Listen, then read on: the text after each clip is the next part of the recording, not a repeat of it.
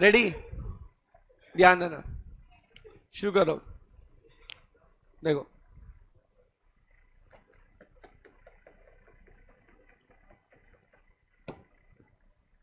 Debenture,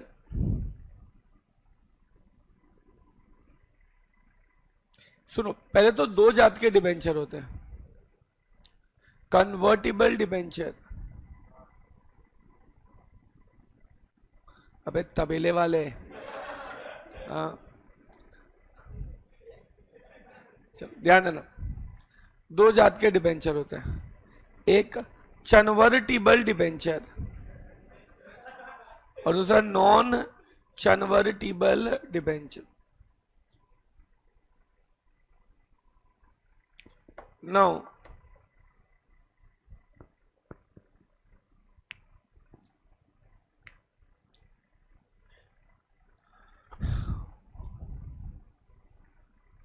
अब what the convertible debenture, सुनो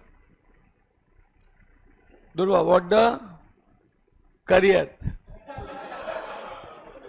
चलो दुर्वा, प्रांजलि, शर्मन और कौन, वंश, साहिल इज रेगुलर, शर्मन और मैं शायद कोई नाम एक खाता भूल रहा रहूंगा, श्रेया तो मेरे को याद ही नहीं है, मतलब फॉर मी तो she does not exist only. फिर अपनी है Aanchal, Akshata is regular, Akshata is regular, even though she come online but regular है वो। ये 6-7 बच्चे हैं ना, इनको भारत रत्न मिलना चाहिए। वो बीच बीच में लेक्चर आते हैं, बीच बीच में नहीं आते, और फिर भी उसके बाद अब एक बच्चा नहीं आता ना, फिर वो नहीं आना चालू करता है क्योंकि उसको फ्लो ही नहीं समझता है लेक्चर का।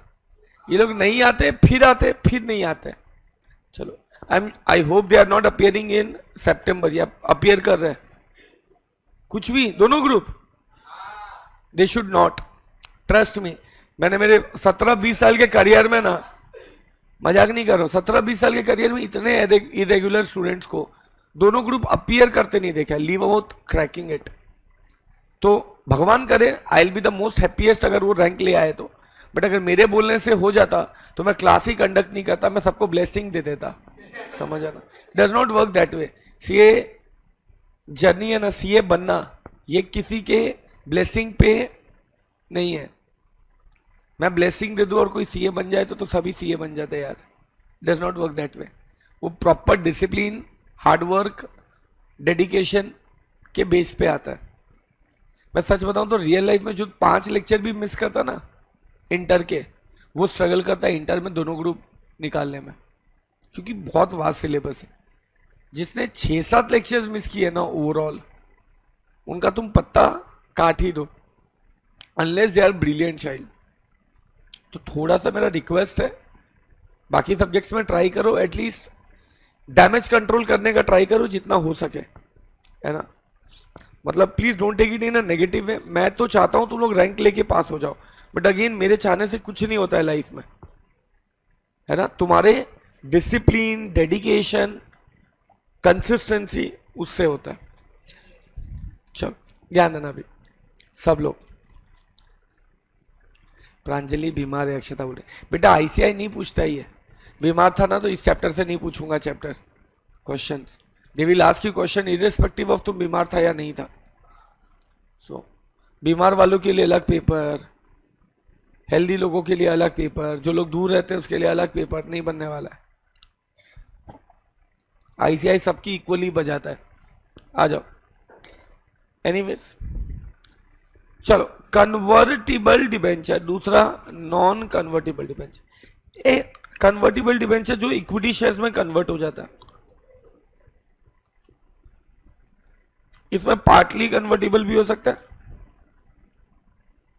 और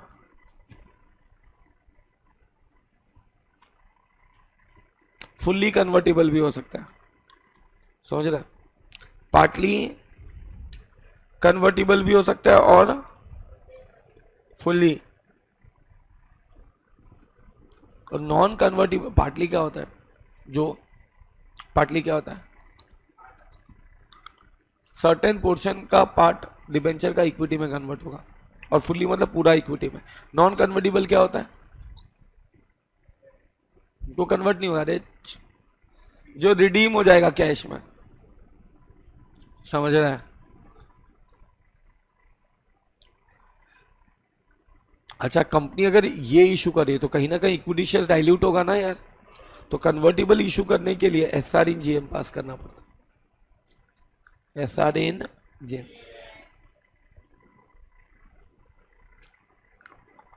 कंपनी में issue convertible debenture which are either fully convertible or partly convertible, provided that before issue of such convertible debenture क्या पास करना पड़ेगा आपको? SRNGM, special resolution in general meeting, special resolution in obviously debenture पे voting right नहीं है, no company shall issue debenture पे voting right. Voting right हमेशा किस पे होता है? इक्विटी शेयर पे। किस पे होता है वोटिंग राइट? इक्विटी पे। तो ध्यान देना,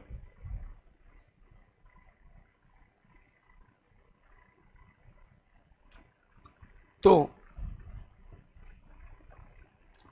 no company shall issue debenture carrying voting rights. अच्छा,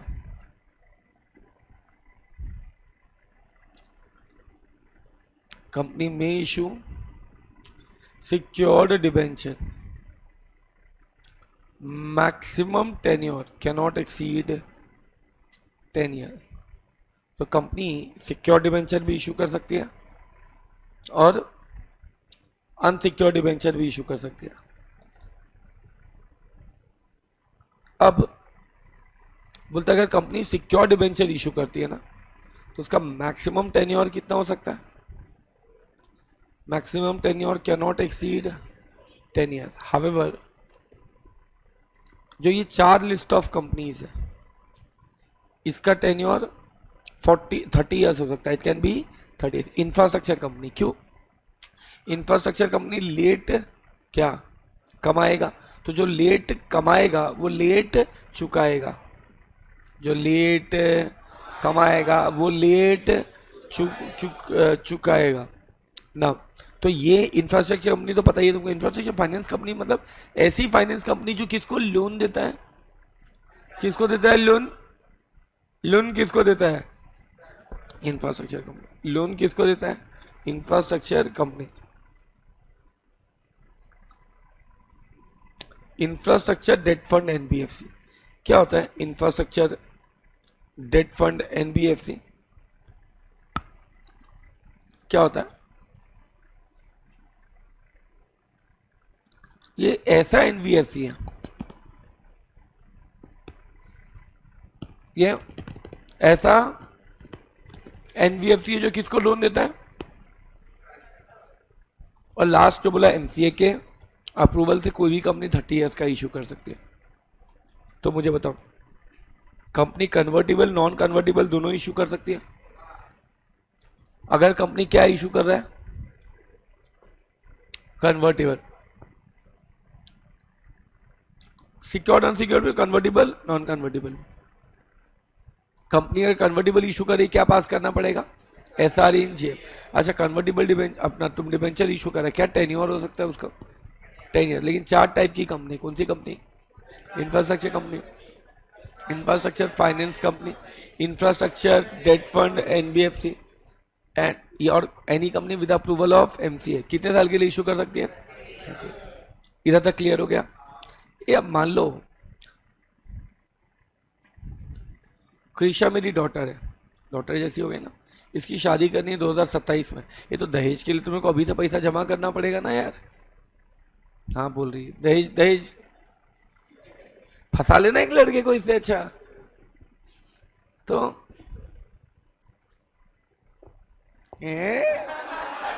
नोटी नोटी नोटी नोटी। तो आ जाओ।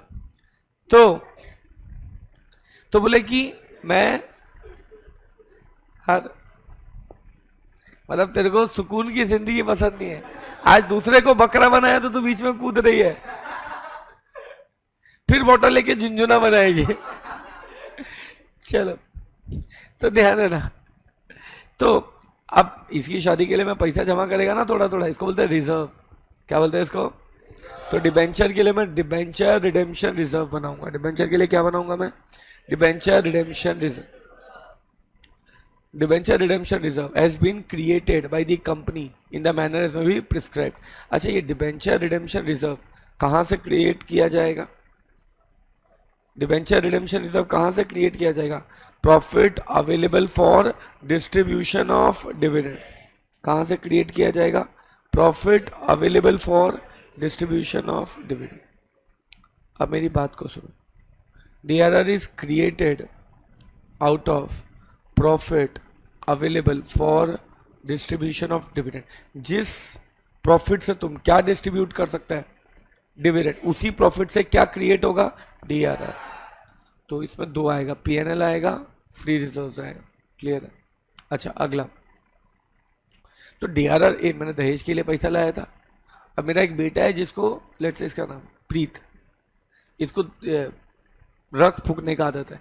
ये बोलता है पापा एक काम करो ना, ड्रग्स के लिए दो ना थोड़ा। क्या माल फूकेगा तो क्या पता कोई अच्छा लड़का दहेज की जगह उसको उठा के ही लेके आ जाएगा, मैं किडनैप करके। अब ये साला माल फूकने के लिए पैसा मांग रहा है और किसी काम के लिए यूज करेगा मैं? तूने DRR जिस काम के लिए बनाया है, DRR उसी काम के लिए यूज होगा, दूसरे काम के लिए यूज नहीं होगा। तुमको लगता है मैं माल फूकता रहेगा? किसको किसको लगता है? चलो, किसी को नहीं लगता, मेरे को लगता है देखिए।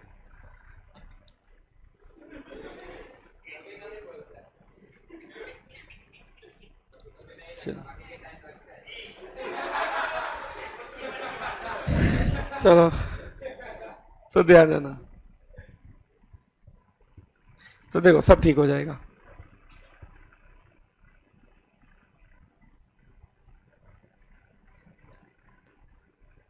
रेडी? तो DRR, PNL से DRR cannot be use for any purpose other than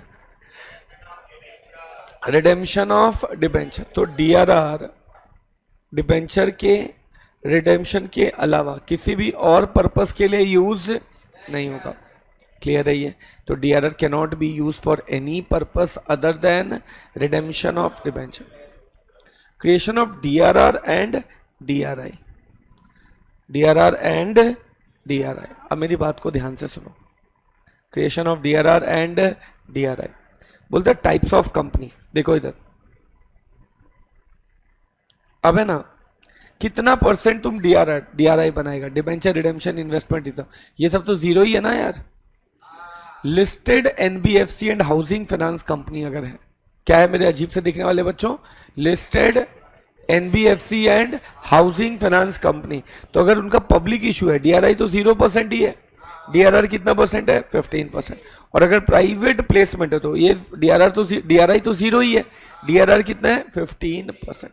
मक्खन, मुंह से मक्खन, अरे हाँ बोलो।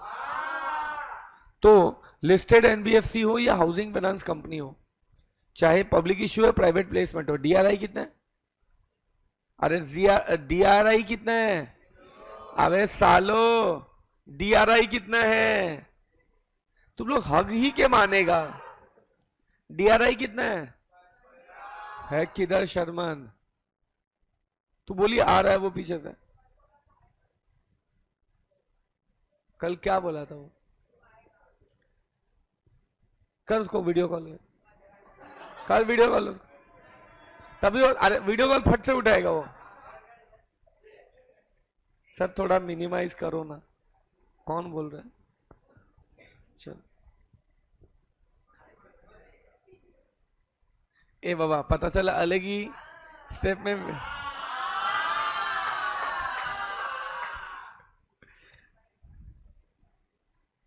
वीडियो कॉल तो उठाएगा वो, वीडियो कॉल उठाएगा, लेकिन उसके बाद का पता नहीं मेरे को।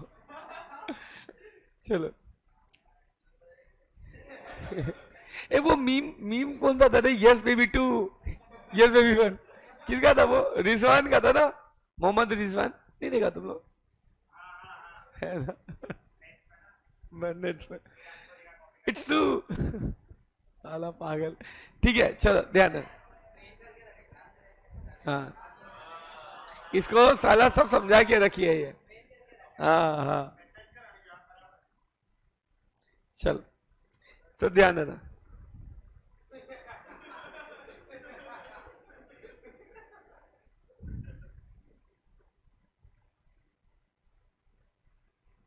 चलो तो ध्यान देना।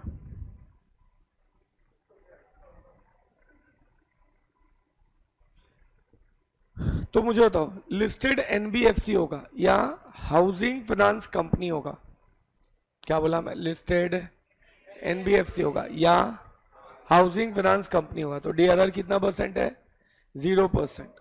डीआरआर कितना परसेंट है? 0%। और डीआरआई कितना परसेंट है? 15%। इधर तक क्लियर हो गया सबको? अगला, अगर अदर लिस्टेड कंपनी है, अदर लिस्टेड कंपनी है, तो अगर अदर लिस्टेड कंपनी है तो डीआरआर कितना परसेंट हो जाएगा? 0। और पब्लिक इश्यू है तो, प्राइवेट प्लेसमेंट है तो भी 0। लेकिन अगर डीआरआई है तो डीआरआई पब्लिक इश्यू है तो कितना परसेंट हो जाएगा? 50। और डीआरआई अपना प्राइवेट प्लेसमेंट है तो 50। समझ रहे तुम? पक्का? अब ध्यान देना। अभी अदर अनलिस्टेड कंपनी है तो डीआरआर कितना परसेंट हो गया? 10%। और डीआरआई कितना परसेंट हो गया? 50। सबको क्लियर? पक्का? अभी ध्यान देना, एक बार रीड कर लो ये, फिर बिना देखे बोलना है। ये डीआरआर तो याद करना एकदम इजी है। क्यों? वो एक ही अदर अनलिस्टेड कंपनी में डीआरआर के लिए तुमको ये पूरा लिखना होगा घर पे। डीआरआर के लिए, डीआरआई के लिए अगर लिस्टेड एनबीएफसी है, क्या बोला मैं? लिस्टेड एनबीएफसी है, लिस्टेड हाउसिंग, अपना हाउसिंग फाइनेंस कंपनी है, तो डीआरआई कितना परसेंट हो जाएगा? 15। और पब्लिक इश्यू में और प्राइवेट प्लेसमेंट में भी कितना हो जाएगा? 15। समझ रहे? और अगर अदर लिस्टेड कंपनी है तो डीआरआई कितना परसेंट है? पब्लिक इश्यू का 15 और प्राइवेट प्लेसमेंट का 15। और अगर अदर अनलिस्टेड कंपनी है तो डीआरआई कितना परसेंट हो गया? 15। डीआरआर कितना हो गया? 10। चलो बोलेगा अभी सब लोग?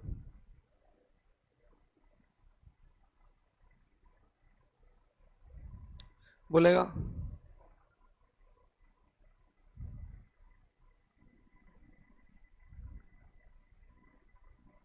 आ जाओ, बात नहीं। बोलेगा? चलो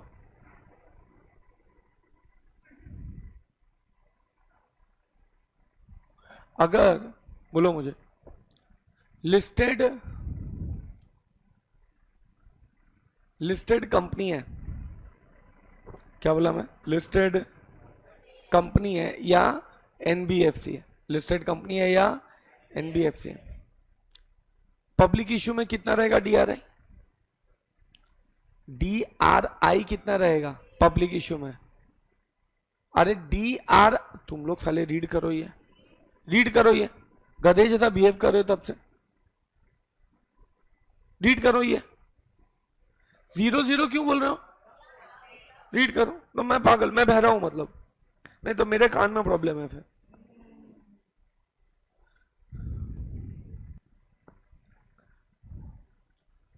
डन? बोलेगा?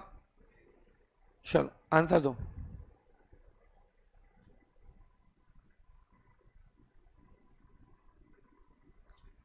लिस्टेड एनबीएफसी है, ठीक है, या लिस्टेड हाउसिंग फाइनेंस कंपनी है, डीआरआई कितना परसेंट रहेगा? 15%। और डीआरआर 0। Very good.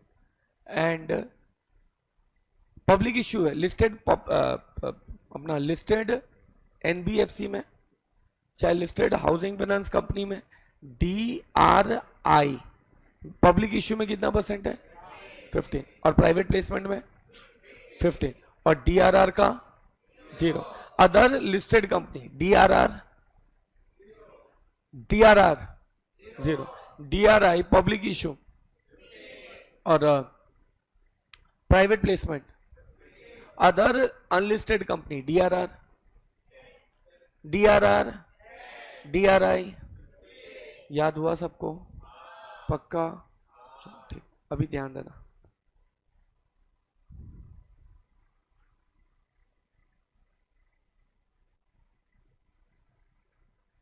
सुनते जाओ.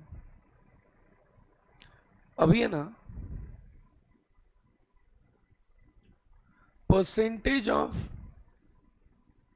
DRR and DRI shall be computed on value of debenture to be redeemed. क्या बोला मैं? percentage of DRR and DRI shall be computed on value of debenture to be redeemed. तो DRI amount should be made by the company by 30th April, which shall be at least 15% of debenture maturing in following year. मतलब अगर तेरा financial year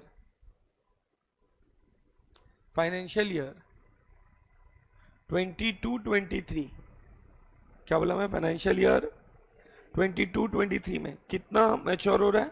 100 crore. तो following year मतलब उसी साल का 30th अप्रैल. Debenture maturing कितना DRI में करना है? 15% ऑफ 100 करोड़. मतलब कितना crore? 15 crore. Shall be created, should be created by 30th April 22. Should be created by कौन सा डेट?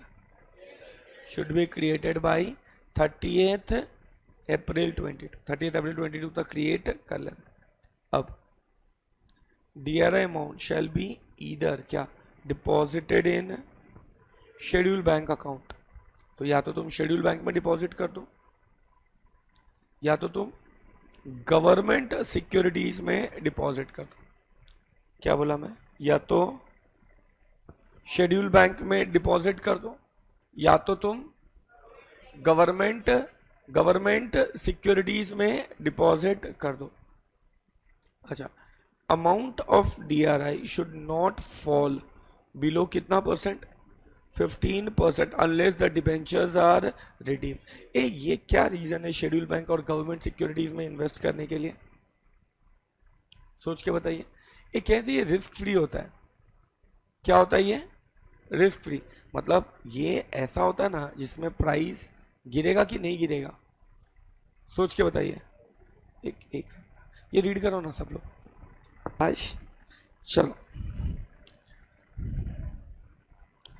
चलो ध्यान देना. तो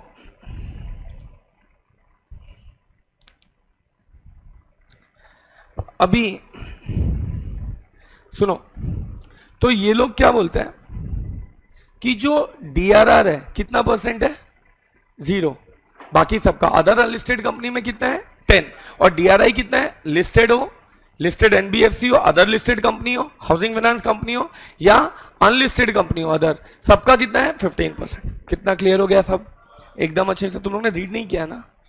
चलो, तुम बहुत प्यारे बच्चे हो. तुम उनको याद करोगे जब सक्सेसफुल सीए हो जाओगे तो. सब लोग याद करोगे. तुम लोग भी क्या वीडियो बंद रखे हो तो? चलो ठीक है. Ready everyone? तू भी याद करेगी? ठीक. किधर गया गिफ्ट? आज तो ध्यान देना. अगला अब ये लोग क्या बोलता है? अगर आप देखते जाओ.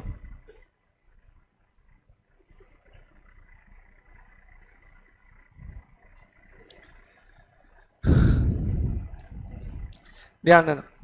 तो अब ये लोग क्या बोलते हैं? अगर कोई प्रोस्पेक्टस इशू कर रहा है, कंपनी कैनॉट इशू प्रोस्पेक्टस और make an invitation to members. तो कंपनी क्या इशू नहीं कर सकता है? प्रोस्पेक्टस इशू नहीं कर सकता है. और कंपनी मेंबर्स को इनवाइट नहीं कर सकता है। नंबर 1 क्या नहीं कर सकता है? प्रोस्पेक्टस इशू नहीं कर सकता है। नंबर 2 मेंबर्स को इनवाइट नहीं कर सकता अगर एक्सीडिंग कितना मेंबर्स है? 500, unless it appoints a debenture trustee. तो अगर तेरे को प्रोस्पेक्टस इशू करना है, अगर तेरे को क्या करना है? प्रोस्पेक्टस इशू करना है एंड मेंबर्स को इनवाइट करना है, ठीक है? तो प्रोस्पेक्टस इशू करना है एंड मेंबर्स को इनवाइट करना है। और कितने मेंबर्स को इनवाइट करना है? More than 500। कितने मेंबर्स को इनवाइट करना है? More than 500। तो उस केस में तेरे को क्या इशू, क्या अपॉइंट करना पड़ेगा? डिबेंटूरे ट्रस्टी। ये डिबेंचर ट्रस्टी क्या होता है? ये ना रखवाला होता है। ये कंपनी है, ये डिबेंचर होल्डर है। ये अगर बीच में डिबेंचर ट्रस्टी ना रहे तो कंपनी सीधा पेल देगा ना डिबेंचर होल्डर को, उस वे में नहीं। तो ये क्या करता है? बीच में क्या करता है? ये रोकता नहीं है सालो, प्रोटेक्ट करता है डिबेंचर होल्डर का इंटरेस्ट, रोकता है। समझ रहा है? तो तुम लोग सब चीज को लिटरल वे में क्यों ले लेते हो? तो समझ रहा है? तो company can not issue prospectus और make an invitation to members unless exceeding कितना रहेगा? 500। एक्सीडिंग कितना रहेगा? 500। तो उसके लिए उसको क्या अपॉइंट करना पड़ेगा? Debenture trustee. क्या अपॉइंट करना पड़ेगा? Debenture trustee. एकदम क्लियर हो गया? पक्का? अगला, debenture trustee shall protect the interest of debenture holder. ये डिबेंचर ट्रस्टी क्या करेगा? डिबेंचर होल्डर के इंटरेस्ट को प्रोटेक्ट करेगा। क्या बोला मैं? डिबेंचर ट्रस्टी क्या करेगा? डिबेंचर होल्डर के इंटरेस्ट को प्रोटेक्ट करेगा, उनके ग्रीवेंसेस को सॉल्व करेगा। तो अगर डिबेंचर होल्डर का कुछ भी नुकसान हो रहा है तो उसको कौन बचाएगा? Debenture trustee. मैंने बोला ना, ये दिख रहा है तुमको बीच में है, ये प्रोटेक्ट करेगा, उनके ग्रीवेंसेस को सॉल्व करेगा। ये लेकिन डिबेंचर ट्रस्टी को ना due skill and care apply करना है। क्या अप्लाई करना है? Due skill and care. तो debenture trustee shall conduct its duty by exercising due skill and care। तो डिबेंचर ट्रस्टी को है ना due skill and care apply करना है, otherwise he will be liable. Due skill and care मतलब जो एक ऑर्डिनरी मैन से, ऑर्डिनरी मैन ऑफ प्रूडेंस से एक्सपेक्ट किया जाता है। जो किससे एक्सपेक्ट किया जाता है? Ordinary man of prudence. For example, अब ये सब चल रहा है, लाइट वाइट चल रहा है, सब चल रहा है, तुम बाहर जाएगा तो हम क्या एक्सपेक्ट करेगा? जब क्लास जा रहा है तो कम से कम फैन एसी बंद कर देगा ना यार, लाइट्स बंद कर देगा ना। It is expected from a man of ordinary prudence. या जब मैं पढ़ा रहा हूँ तो क्या एक्सपेक्ट करोगे तुम? 15 चैप्टर है तो 15 चैप्टर तो पढ़ा देंगे ना सर। अब ऐसा नहीं कि छोटा मोटा उसमें कुछ हो सकता है, एक आधा कॉन्सेप्ट निकले जो नहीं कवर हो, ऐसा होगा नहीं, एग्जाम्पल दे रहा हूँ। बट अगर वो होता भी है तो that is does not mean कि मैंने ड्यू केयर अप्लाई नहीं किया। लेकिन 15 चैप्टर साला 6-7 चैप्टर पढ़ाना ही भूल गया। एक क्या मैंने due care and diligence apply किया है? क्या आपसे पूछ रहा हूँ, क्या मैंने due care and diligence apply किया है? क्या नहीं। तो क्या बोला? Provided that any exemption from liability of debenture trustee. क्या बोला मैं? Provided that any exemption of liability of debenture trustee. तो अगर तुमने due skill and care apply किया, due care and skill and care apply किया, अगर आपने due skill and care apply किया तो उस सिचुएशन में क्या होता है? वो लायबल होगा, सॉरी नॉट लायबल होगा। कुछ गड़बड़ भी हुआ तो नॉट लायबल होगा। तो अगर एक ऑर्डिनरी प्रूडेंस जो एक्सपेक्ट किया जाता है किसी से, अगर तुमने वो अप्लाई किया और कुछ गड़बड़ हो भी गया तो लायबल नहीं होगा। क्योंकि यार देखो, गलती तो होता ही है ना यार।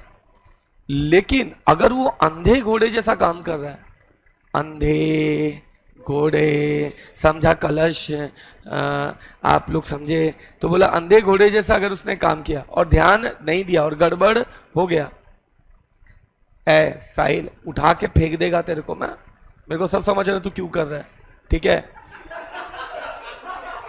मेरे को सब समझ रहा है कम से कम। और एक्चुअली तुम जो किया ना सही भी है, क्योंकि मेरा क्लास तो हर वो इंसान अटेंड कर ही सकता है ना जो सीए नहीं है। सीए बनने, मजाक नहीं, मेरा क्लास हर वो इंसान अटेंड कर सकता है जो सीए नहीं है, क्योंकि फिर क्या होगा कि पढ़ेगा, सीए का एग्जाम देगा, सीए बन जाएगा, फिर बच्चों को बोल सकता है ना सीए हूं असली वाला। तो ऐसा कुछ कोइंसिडेंस नहीं है, तुम समझ रहा है? तो चलेगा, बट बता रहा हूं मैं बस, समझ रहे तुम? तो ध्यान देना। तो बट तुम उसका नाम इमिटेट मत करो, नहीं तो पता चला तेरा भी फ्यूचर उसके जैसा ही हो गया। तेरे को तो सीए बनना है ना यार, ताकि बोल सके सीए हूं असली वाला ना। नहीं, मजाक उड़ा रहा हूं क्या, सच बोल रहा हूं, इसको सच बोलते हैं। तुम फैक्ट्स समझ रहे हैं? कोई सीए है कि नहीं है, ये क्या होता है? फैक्ट्स होता है। तो आ जाओ। तो debenture trustee shell conduct it's, क्या बोलो जोर से, एक्सरसाइजिंग, क्या बोलो जोर से, ड्यू स्किल एंड केयर। अब उसने नाम चेंज करके वाटरमेलन रख लिया। चलो,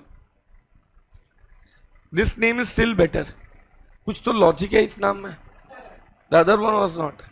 चलो, समझ रहा है?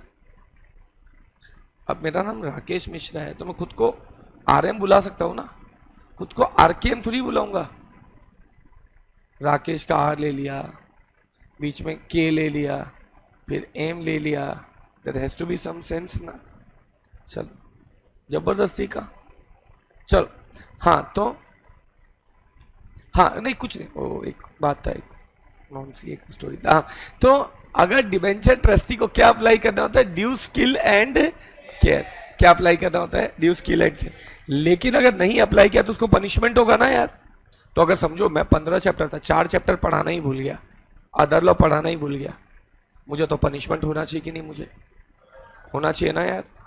लेकिन मैंने ऑब्वियसली ड्यू स्किल एंड, मैंने ऑब्वियसली क्या बोला, मैंने obviously due skill and care apply नहीं किया। लेकिन provided that any exemption from liability of debenture trustee, exempt कर सकता है डिबेंचर ट्रस्टी के लाइबिलिटी से, is possible only if consent of majority of debenture holder holding at least कितना, 3/4 of the value of debenture, 3/4 of the value of debenture.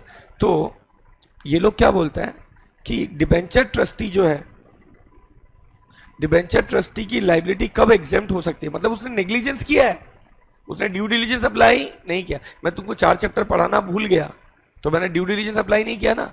लेकिन तुम में से ही 3/4 बच्चे क्या बोल रहे हैं, भले सर भूल गए, हमको सर को माफ कर देना है, क्योंकि सर ने जो 11 चैप्टर पढ़ा है वही इतना बेहतरीन पढ़ा है कि उसी के बेसिस पे हम 40 लेके आ जाएंगे। तुम कर रहे हैं ऐसा एग्जामिशन? नहीं दे रहा, लेकिन अगर देना चाहो तो दे सकते हो। समझ रहे? 3/4 एग्जाम किया जा सकता है। आजकल के कलयुग में इसके चांसेस है कि नहीं है? नहीं। चलो ठीक है। अच्छा, फिर ये लोग क्या बोला, company shall pay interest and redeem the debenture on due date. जो वादा किया वो निभाना पड़ेगा। समझ रहे हैं? कंपनी शैल पे, क्या बोलो जोर से, interest and redeem the debentures on due date, redeem the debentures on due date. ये क्लियर हो गया सबको? पक्का? चलो अगला ध्यान देना। तो ड्यू डेट पे तुम इंटरेस्ट और डिबेंचर दोनों को क्या कर सकते हो? दोनों को क्या कर सकते हो? रिडीम कर सकते हो। समझ रहे हैं? ड्यू डेट पे आप क्या कर सकते हो? दोनों को रिडीम। अगला, अगर कभी भी लगता है ना डिबेंचर ट्रस्टी को, if at any time debenture trustee feels that companies asset have become insufficient, अगर उसको कभी भी लगता है कि कंपनी का असेट क्या हो गया है, इनसफिशिएंट हो गया या लाइकली टू बिकम इनसफिशिएंट, मतलब and company may not be able to redeem the debenture और pay interest on due date. अब एक मिनट, ये ड्यू डेट के पहले लग रहा है कि ड्यू डेट पे लग रहा है? ये जो उसको लग रहा है कि कंपनी का असेट इनसफिशिएंट हो गया, ड्यू डेट के पहले लग रहा है कि ड्यू डेट पे लग रहा है? पहले लग रहा है। अरे भाई, एट एनी टाइम लिखा है ना। अरे बच्चों का च बोला था तो बच्चों मुझे तो ड्यू डेट के एनी टाइम, मतलब ड्यू डेट के पहले ना सर, ड्यू डेट के पहले क्यों लग, मान लो डिबेंचर का वैल्यू है 1 करोड़ का और तुमने मॉर्गेज करके रखा था शेयर्स जो यस बैंक का था, साला शेयर का वैल्यू 2 करोड़ था जो गिर के 30 लाख हो चुका है, मतलब कहने से अब सफिशिएंट नहीं है ना, मतलब फ्यूचर में डिफॉल्ट होने के चांसेस है ना यार। तो उस केस में डिबेंचर अगर तुम्हें लग रहा है कभी भी कि जो असेट का वैल्यू है, आपको क्या लग रहा है कभी भी जो किसका वैल्यू है, असेट का वैल्यू है, वो इनसफिशिएंट हो गया, क्या बोला मैं, जो असेट का वैल्यू है वो इनसफिशिएंट हो गया, या हम ड्यू डेट पे वो पैसा चुका नहीं पाएंगे, तो हम क्या करेंगे एडवांस में, हम क्या करेंगे एडवांस में, हम उसको if at any time debenture trustee feels that companies asset have become insufficient or likely to become insufficient, then company may not be able to redeem the debenture और पे इंटरेस्ट, तो debenture trustee apply कर सकता है NCLT को, debenture trustee may apply to NCLT, debenture trustee क्या करेगा NCLT को apply करेगा और एनसीएलटी फिर ऑर्डर कर सकता है, may order company to restrain from incurring any further liability, समझ रहा है। तो अगर डिबेंचर ट्रस्टी को ड्यू डेट के पहले कभी भी ऐसा लगता है, डिबेंचर ट्रस्टी को ड्यू डेट के पहले कभी भी ऐसा लगता है कि कंपनी का जो असेट है वो इनसफिशिएंट हो गया, कंपनी का जो असेट है वो इनसफिशिएंट हो गया, या कंपनी ने डिबेंचर रीपे नहीं किया ड्यू डेट पे, तो उस केस में डिबेंचर ट्रस्टी किसको अप्लाई कर सकते हैं एनसीएलटी को, और एनसीएलटी में order company to restrain from incurring any further, company बोलेगा भाई तूने ऑलरेडी जो लाइबिलिटी इनकर कर लिया और तू फर्दर लाइबिलिटी इनकर, तू और फर्दर लाइबिलिटी, क्या बोला मैंने, और फर्दर लाइबिलिटी इनकर मत कर। सबको क्लियर हो गया, ये पक्का क्लियर हो गया। अगला, इफ ऑन ड्यू डेट, अब तुमने नोटिस किया ड्यू डेट के पहले सिर्फ कौन कंप्लेन कर सकता है, डिबेंचर होल्डर नहीं कर सकता है। If on due date company defaults in redemption of debt or payment of interest, then debenture trustee or debenture holder may apply to, मतलब ड्यू डेट पे डिफॉल्ट हुआ तो कौन कंप्लेन कर सकता है, डिबेंचर ट्रस्टी डिबेंचर होल्डर दोनों, but due date के पहले अगर मुझे लग रहा है फ्यूचर में डिफॉल्ट होगा, मेरे भाई अभी तक डिफॉल्ट हुआ नहीं है, क्या बोला मैंने, अभी तक डिफॉल्ट हुआ नहीं है, मुझे लग रहा है फ्यूचर में डिफॉल्ट होगा, मुझे लग रहा है कि फ्यूचर में डिफॉल्ट होगा, तो उस केस में मैं क्या करूंगा, मैं एनसीएलटी को अप्लाई करूंगा, क्या करूंगा मैं एनसीएलटी को, एंड एनसीएलटी में order the company forthwith to redeem the debenture, तो एनसीएलटी क्या करेगा, ऑर्डर करेगा कंपनी को, बोलेगा तुम डिबेंचर क्या कर दो, रिडीम। मतलब अगर तुमने नोटिस किया ड्यू डेट के पहले सिर्फ कौन कंप्लेन कर सकता है, डिबेंचर ट्रस्टी, ड्यू डेट के पहले सिर्फ कौन कंप्लेन कर सकता है, डिबेंचर ट्रस्टी, ड्यू डेट को तो डिबेंचर होल्डर भी कंप्लेन कर सकते हैं एंड डिबेंचर ट्रस्टी भी कंप्लेन कर सकते हैं, क्या बोला मैं, ड्यू डेट के पहले कौन कर सकता है complain, debenture trustee, but due date को तो डिबेंचर ट्रस्टी भी कंप्लेन कर सकते हैं, डिबेंचर होल्डर भी। आर यू अंडरस्टैंडिंग, पक्का ध्यान देना। ओमिटेड, ऐसा क्यों किया लेकिन इन्होंने, ड्यू डेट को बोला दोनों में से कोई, क्योंकि ड्यू डेट के पहले तो जजमेंट है ना यार, एंड डिबेंचर होल्डर थोड़ा आगव टाइप का होता है, आगव मतलब मराठी वर्ड है, थोड़ा डेस्परेट टाइप का होता है, वो साला एडवांस में सोचेगा कि साला डिफॉल्ट हो गया, तो उसका जजमेंट एकदम एंग्जाइटी से होता है, डिबेंचर ट्रस्टी पढ़ा लिखा है मेरे जैसा, वो सोच समझ के डिसीजन लेगा, समझ रहा है, सीए होता है डिबेंचर ट्रस्टी तो सोच समझ के डिसीजन लेता है।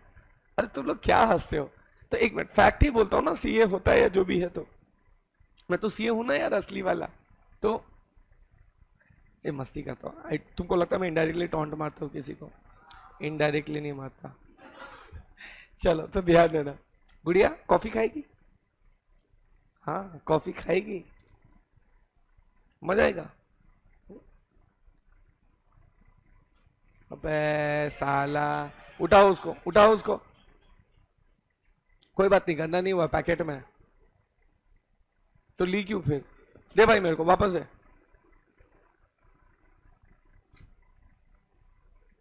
चलो चलो, ए बाबू, company shall specifically perform the contract with debenture trustee. एक ट्रस्ट डीड बनता है कंपनी एंड डिबेंचर ट्रस्टी के बीच में। क्या बोला मैं? कंपनी एंड डिबेंचर ट्रस्टी के बीच में क्या बनता है? Trust deed. Company and debenture trustee के बीच में क्या बनता है? Trust deed. तो ये जो ट्रस्ट डीड बनता है ना, इसी कॉन्ट्रैक्ट के हिसाब से तुमको एंटर करना है। इसी कॉन्ट्रैक्ट के हिसाब से आपको क्या करना है? काम करना है। समझ रहे हैं? सीजी को इसके ऊपर रूल्स बनाना तो रूल्स बना सकता है। रीड करो, ये 2 मिनट में रीड करो। और अगर जूम वालों को अच्छे से ये पूरा रिकलेक्ट हो गया तो तुम लोग जूम में लिखोगे जी सीए गुरु जी। तुम लोग लिखोगे जी असली वाले सीए गुरु जी। जूम वालों लिखो जी असली वाले सीए गुरु जी।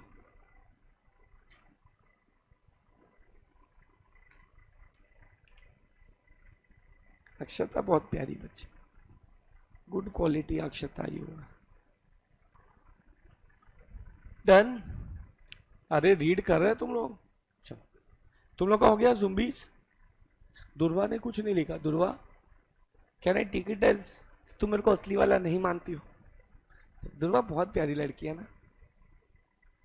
दुर्वा प्यारी है, किसको लगती है प्यारी? अमीर, हाँ।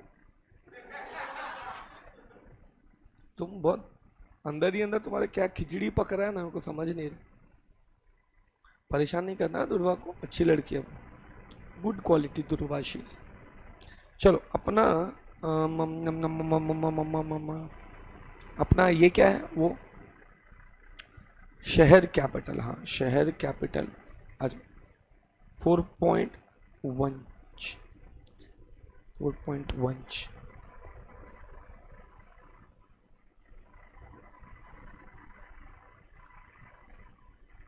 ध्यान देना।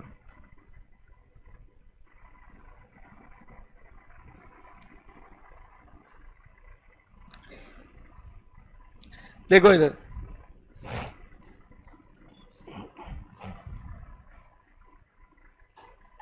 रेडी? ध्यान देना।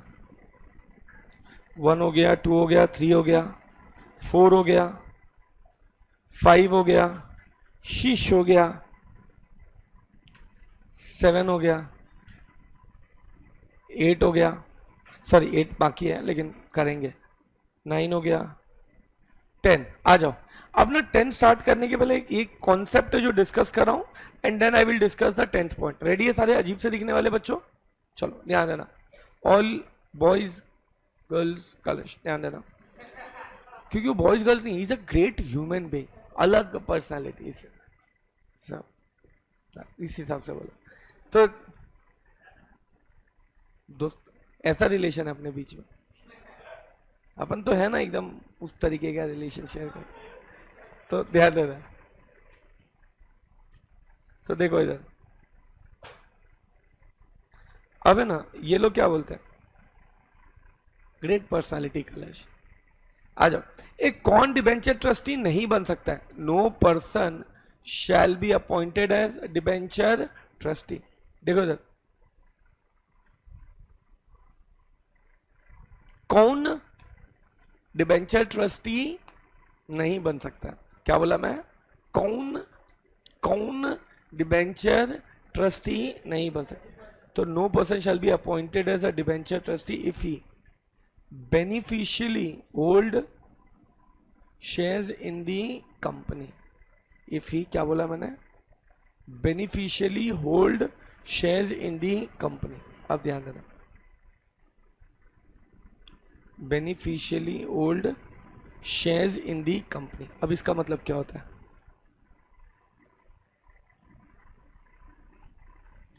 नाउ अब है ना,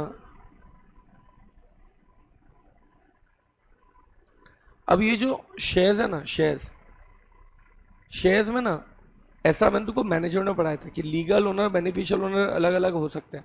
फॉर एग्जाम्पल ये शेयर्स है ना, केया का है, लेकिन she is a very busy person, तो उसने प्रीत को बोला तू इसका लीगल ओनर जाए, तू संभाल इसको, लेकिन शेयर्स का सारा सुख किसको मिलेगा? केया को। Dividend, bonus share, right share सब इसको मिलेगा, वोटिंग वगैरह। तो इसको क्या बोलेंगे? केया को बेनिफिशियल। तो कैन से ये लोग क्या बोलते हैं, कौन डिवेंचर ट्रस्टी नहीं बन सकता? जो कंपनी में बेनिफिशियल ओनर है वो नहीं बन सकता। हाँ, सिर्फ लीगल ओनर है तो बन सकता है, लेकिन अगर बेनिफिशियल ओनर है एक भी शेयर का तो, क्योंकि तब तो वो कंपनी के फेवर में बात करेगा। अरे डिवेंचर होल्डर के फेवर में बात करेगा कि कंपनी के फेवर में? कंपनी के फेवर में ना। आईसीआई तुम्हारी लड़ाई हो जाए तो मैं किसके फेवर में बात करूंगा? अबे तुम्हारे फेवर में बात करूंगा क्या? पागल हो क्या? तुम स्टूडेंट हो मेरे, आईसीआई कौन है? मेरा मदर इंस्टीट्यूट है, लेकिन ठीक है। अरे मेंबरशिप क्या करना है मेरे को? टीचर हूं मैं, ले ले मेंबरशिप। सीए सर्टिफिकेट तो फिर भी रहेगा ही ना मेरे पास, that is sufficient to show कि देखो मैं सीए हूं। नहीं समझा? तो मैं तुम्हारे फेवर में बात करूंगा तो साला अरे तुमको कोई भी कॉन्सेप्ट समझाने के लिए बोलता हूं ना, तुमको हमेशा यही लगता है कि मैं गलत वे में टॉन्ट करने जाता हूं किसी को। मैं वैसा इंसान नहीं हूं यार। क्या है? वैसा इंसान हूं गुड़िया में? नहीं। चलो, तो देखो इधर, तो केया तो कंपनी के फेवर में ही बात करेगी, डिबेंचर होल्डर के फेवर में बात नहीं करेगी, इसीलिए वो नहीं बन सकती डिबेंचर ट्रस्टी। क्लियर हो गया ये? पक्का? तो देखो इधर, no person shall be appointed as अ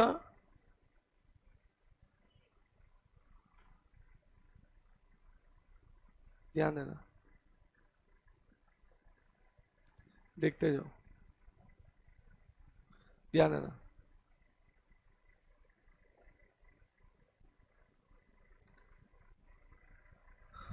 तो ध्यान देना, तो अगर तुम बेनिफिशियली शेयर्स होल्ड करता है, डिबेंचर ट्रस्टी कोई नहीं बन सकता है। लेकिन अगर तुम शेयर्स को कैसे होल्ड कर रहे हैं? Beneficially. You are which owner? Beneficial owner. You are which owner? Beneficial owner. तो तुम शेयर्स होल्ड कर सकते हैं। तो तुम क्या कर सकते हैं? शेयर्स होल्ड कर सकते हैं। अगला, अगर तुम प्रमोटर है, डायरेक्टर है, केएमपी है, अगर तुम क्या है? प्रमोटर है, डायरेक्टर है, केएमपी है, या तुम ऑफिसर है, या तुम एम्प्लॉई है, किसका? छास का। छास मतलब दैट कंपनी, उसका holding company, subsidiary company, associate. तो डिबेंचर ट्रस्टी, क्योंकि फिर तुम किसके फेवर में बात करेगा? कंपनी के। समझ रहा है? या तो तुम beneficially entitled to money which are to be paid by company otherwise an remuneration to the debenture trustee. मतलब beneficially which are to be paid by company, मतलब तुम क्रेडिटर है कंपनी का। क्या है तुम? कंपनी का क्रेडिटर। या इनडेटेड टू चांस, मतलब तुम क्या है? डेटर है। या गारंटर है तुम। गारंटर मतलब कंपनी ने लोन लिया है और तुमने उस बैंक को बोला दे लोन कंपनी को इसकी मां का, नहीं चुका है तो मैं चुकाएगा। तो मतलब तुम तो कंपनी को प्यार करता है ना, तुम कंपनी को प्यार करता है। क्या बोला मैंने? तुम कंपनी को, मैंने किस स्टाइल में सिखाया? तो प्यार करता है ना यार। चलो चलो, तो ज्यादा बुद्धि में, तो गारंटर। अगला,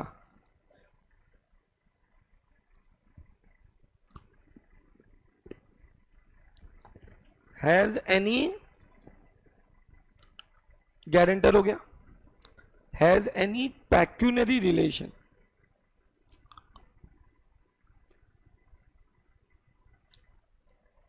हैज एनी क्या बोला मैंने? पैक्यूनरी रिलेशन। पैक्यूनरी रिलेशन मतलब क्या होता है? Financial relation. पैक्यूनरी रिलेशन क्या होता है? तो अगर तेरा कोई फाइनेंशियल रिलेशन है, कितना तक चलेगा? 2% ऑफ ग्रॉस टर्नओवर और 50 lakhs, which ever is lower, इस अमाउंट तक चलेगा, उससे ज्यादा नहीं होना चाहिए। पैक्यूनरी रिलेशन मतलब मेरा पीए के साथ क्या है? पैक्यूनरी रिलेशन है ना। अरे मैं लेक्चर लेता हूँ एंड वो मेरे को आर्ली पेमेंट करते हैं, जो मेरे को कैनाई से नेक्स्ट मंथ के 2-3 तारीख तक आ जाता है, 4 महीना वेट नहीं करना पड़ता है। तो कैनाई से ये कौन सा रिलेशन हो गया? पैक्यूनरी। समझ रहे हैं तुम लोग? अब इसमें क्या हंसने जैसा था, समझा रहा हूं, कॉन्सेप्ट समझा रहा हूं। तो यह रिलेटिव है तुम किसका, प्रमोटर डायरेक्टर केएमपी। तुमने एक चीज नोटिस किया, खुद तुम promoter director KMP officer employ कुछ भी हो तो नहीं बन सकता है, रिलेटिव प्रमोटर डायरेक्टर केएमपी तो बन सकता है, लेकिन अरे बन सकता, चूमते चूमते, अगर रिलेटिव प्रमोटर डायरेक्टर केएमपी है तो बन सकता है, लेकिन रिलेटिव अगर प्रमोटर डायरेक्टर केएमपी है तो, सॉरी, रिलेटिव अगर तुम अगर promoter director KMP officer employ आई आई काई देखता है नीचे, काई है वो, काई याद आ गया वो देख के, काई याद आ गया वो देख के।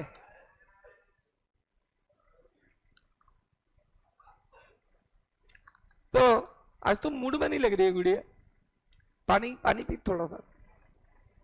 तो अगर तुम खुद प्रमोटर डायरेक्टर, मेरे क्लास में दुखी रहना अलाउड ही नहीं है, हर बच्चे के चेहरे पे स्माइल होना चाहिए, कंडीशन वही है मेरे क्लास में। अगर तुम खुद क्या है, promoter director KMP officer employ, तो नहीं बन सकता है। तेरा रिलेटिव अगर प्रमोटर डायरेक्टर केएमपी है तो नहीं बन सकता है, लेकिन रिलेटिव अगर ऑफिसर एम्प्लॉय है सिर्फ, तो दूर का रिलेशन हो गया ना यार, तो बन सकता है। अरे नहीं समझा, पक्का पक्का, चलो रीड करो ये बाबू सोना रीड करो। बाबू सोना कुची कुची हो गया, वो गाना है, सुना है तुम लोग ने? लवियापा हो गया, भजियापा हो गया, नहीं सुना है? सुनाऊंगा ये चैप्टर खत्म होने के बाद। नहीं नहीं,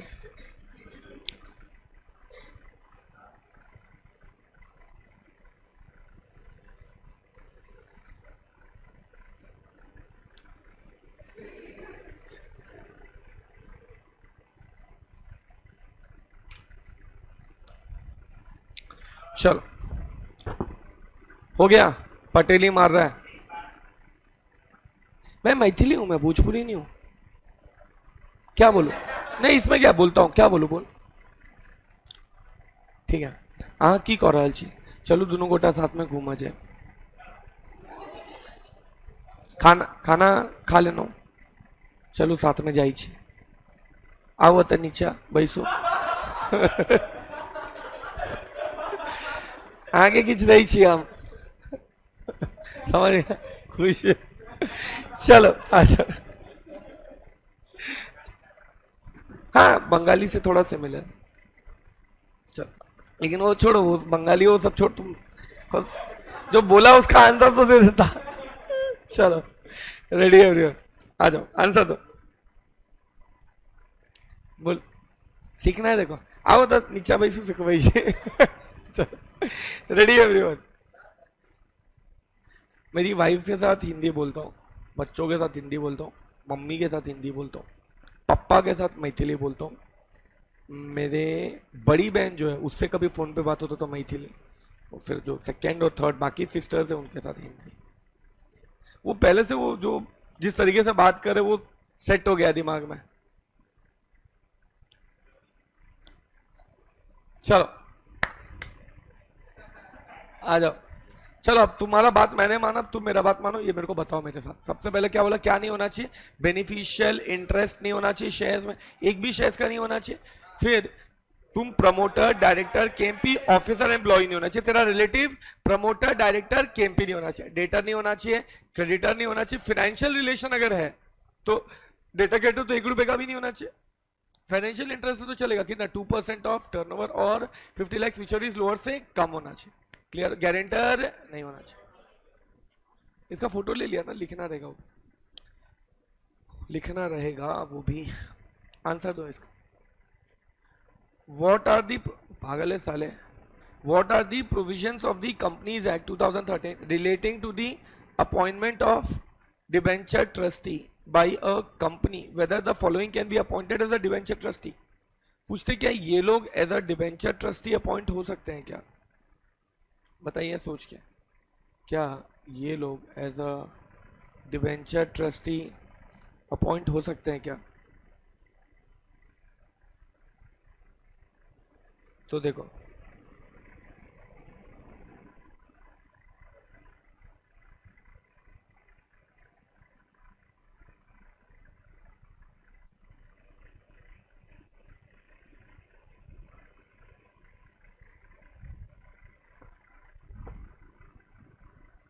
ध्यान देना, a share holder whether the following can be appointed as a debenture trustee, a shareholder who has no beneficial interest, जिसका beneficial interest नहीं है, बन सकता है कि नहीं बन सकता है? बन सकता है कि नहीं बन सकता है? बन सकता है। तो देखो, a shareholder who has no beneficial interest can be appointed as a debenture trustee. A creditor whom a company owes 499, creditor सिर्फ 500 रुपया है 4 साल, 1 रुपए का भी हुआ तो नहीं बन सकता। Person who has given guarantee, person who has given guarantee नहीं, तो चैनॉट, चैनॉट। क्लियर हो गया? अब सुनो, लास्ट प्रोविजन पढ़ाने जा रहा है तुम्हारे प्यारे राकेश सर। तुम लोग दिल से राकेश सर को अपना प्यारा राकेश सर मानता है कि नहीं मानता? नहीं, खुल के बोलो, ऐसा मुझे नहीं लगेगा बुरा, दिल से मुझे अपना प्यारा राकेश सर मानता है कि नहीं? तुम मानता है ना?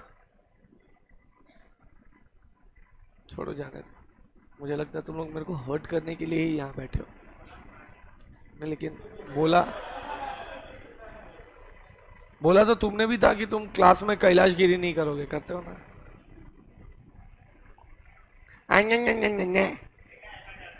चलो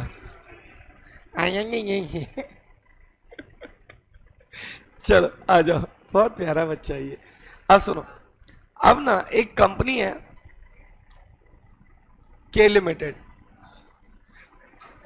अरे चुप रहे, अभी ब्रेक नहीं, अभी पढ़ाने दे, दूंगा ब्रेक लेकिन अभी नहीं। चलो वो देखेंगे अपन, अभी शांति से। मेरे को ये पूरा करने के बाद इसका पूरा इंडेक्स बनेगा जिसमें अच्छा खासा टाइम जाने वाला है। इसका इंडेक्स बनेगा, वो इंडेक्स भी तुमको लिखना रहेगा, फिर उसका ऑडियो दूंगा। अरे तभी तो अच्छे से बैठेगा दिमाग में, फिर वो ऑडियो 2-3 बार सुनोगे। देखो, गाई करके चैप्टर नहीं बैठेगा दिमाग में, जस्ट बिकॉज चैप्टर खत्म करना है, कैसे भी खत्म करने का मतलब नहीं है।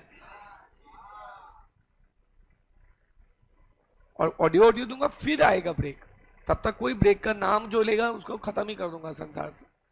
चलो, वो डब्बा बचा के रखिए ना। और कौन क्या डब्बा लाया खाने में? क्या लाया? सेब ममरा दे देगा। और तुम, अरे काम बन गया। तुम क्या लाया? अरे शाबाश तुम, अरे यार तुम, अरे यार, अरे पनीर पराठा खा के आया होगा। तुम क्या लाया ऋषभ? ऋषभ, और तू क्या लाया? तुम कुछ नहीं। और कलश, तू कुछ नहीं लाया तुमने? चलो ध्यान दो, अब के लिमिटेड ने ना, अब ना के लिमिटेड ने लोन दिया है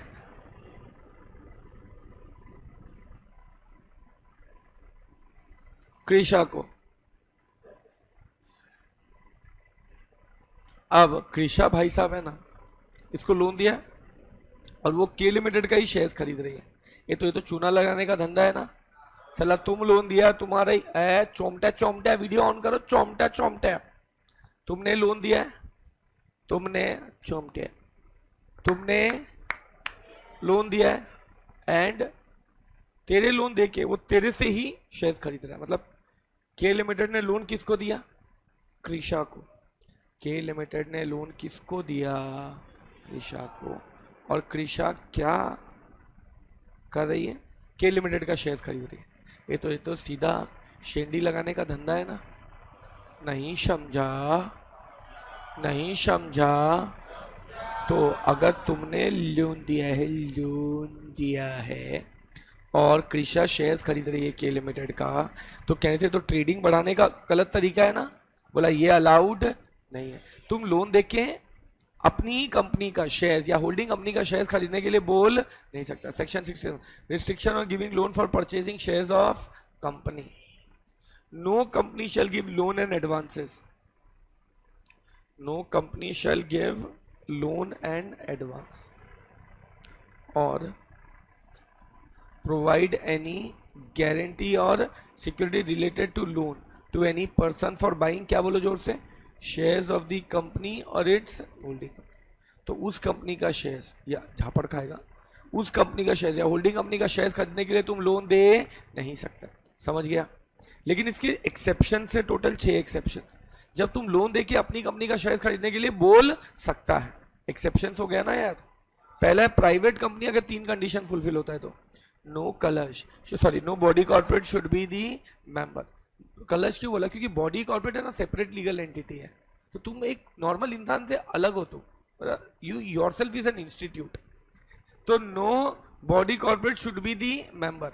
तो अगर समझो कोई कंपनी है के प्राइवेट लिमिटेड, ये उसको ये सेक्शन कब अप्लाई नहीं होगा?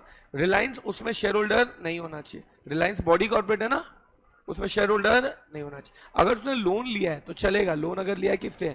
बैंक से, फाइनेंशियल इंस्टीट्यूट, बॉडी कॉर्पोरेट से, तो वो less than 2 times of paid up share capital 50 crore which is lowest होना चाहिए। किससे कम होना चाहिए? 2 times of paid up share capital और 50 crore which is less होना चाहिए। आप मेरी बात सुनो, तो इट शैल बी, क्या बोला मैं? लेस देन क्या? 2 times of, less than 2 times of paid up share capital और 50 crore which is low, उससे कम होना चाहिए। अच्छा, और कोई भी लोन का डिफॉल्ट नहीं होना चाहिए, नो डिफॉल्ट इन लोन। क्या बोला? नो डिफॉल्ट इन लोन, में कोई भी डिफॉल्ट नहीं होना चाहिए। ये सेम टू सेम पॉइंट याद है तुमको? डिपॉजिट चैप्टर में पढ़ा था तुमने, अरे याद आया? चल, तो मुझे तो प्राइवेट कंपनी को कब एग्जेम्पशन मिलेगा इससे? नो बॉडी कॉर्पोरेट उस प्राइवेट कंपनी में मेंबर होना चाहिए। अगर उस प्राइवेट कंपनी ने नो बॉडी कॉर्पोरेट में होना चाहिए तो एक भी शेयर नहीं होल्ड करना चाहिए। उस प्राइवेट कंपनी में अगर प्राइवेट कंपनी ने अगर लोन लिया है, लोन किससे लिया है? बैंक से लिया है, फाइनेंशियल इंस्टीट्यूट से लिया है, बॉडी कॉर्पोरेट से लिया है। किससे लिया? बोलो जोर से।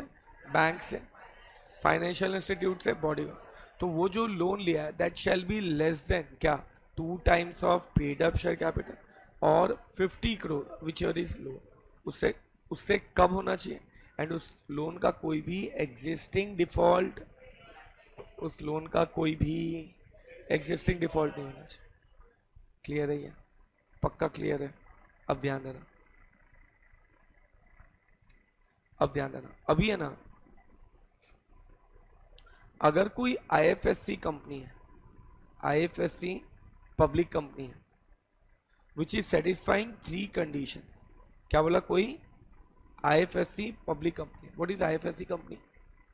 International financial service centre company. ये लोग गोरे लोगों को फाइनेंशियल सर्विस देते हैं, ये लोग गोरे लोगों को फाइनेंशियल सर्विस देते हैं। तो अगर कोई आईएफएससी पब्लिक कंपनी है जिसने ये 3 कंडीशन फुलफिल किया, यही 3 ऊपर वाले, कौन से कंडीशन?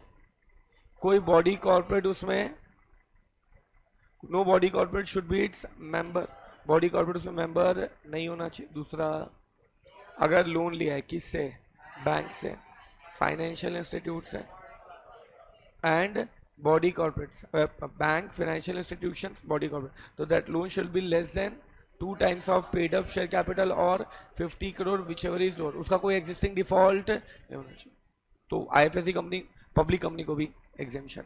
ऊपर कर उसको, अरे बाबा ऊपर कर, वो बंद कर दिया तुम जानबूझ के परेशान करने के लिए करता है ना मेरे को इतना तो समझ गया है। तुमको किसी ने सुपारी देके भेजा है क्या कि राकेश तेरे को परेशान करना है जितना हो सके? सच बताना। चल, तो आ रहे। अरे कब? 6 दिन हो गया, कब आ रहे? हाँ, हम लोग दिन में 20 कॉल करते हैं सबको, इंक्लूडिंग ऑफिस बॉय, कोई ना कोई तो आ ही जाएगा। नहीं आए तो मैं ही चला जाएगा। एक फोन, एक पुराना स्टोरी याद आ गया, रियलिटी नहीं है, हाइपोथेटिकल। निधि कंपनी क्या होता है?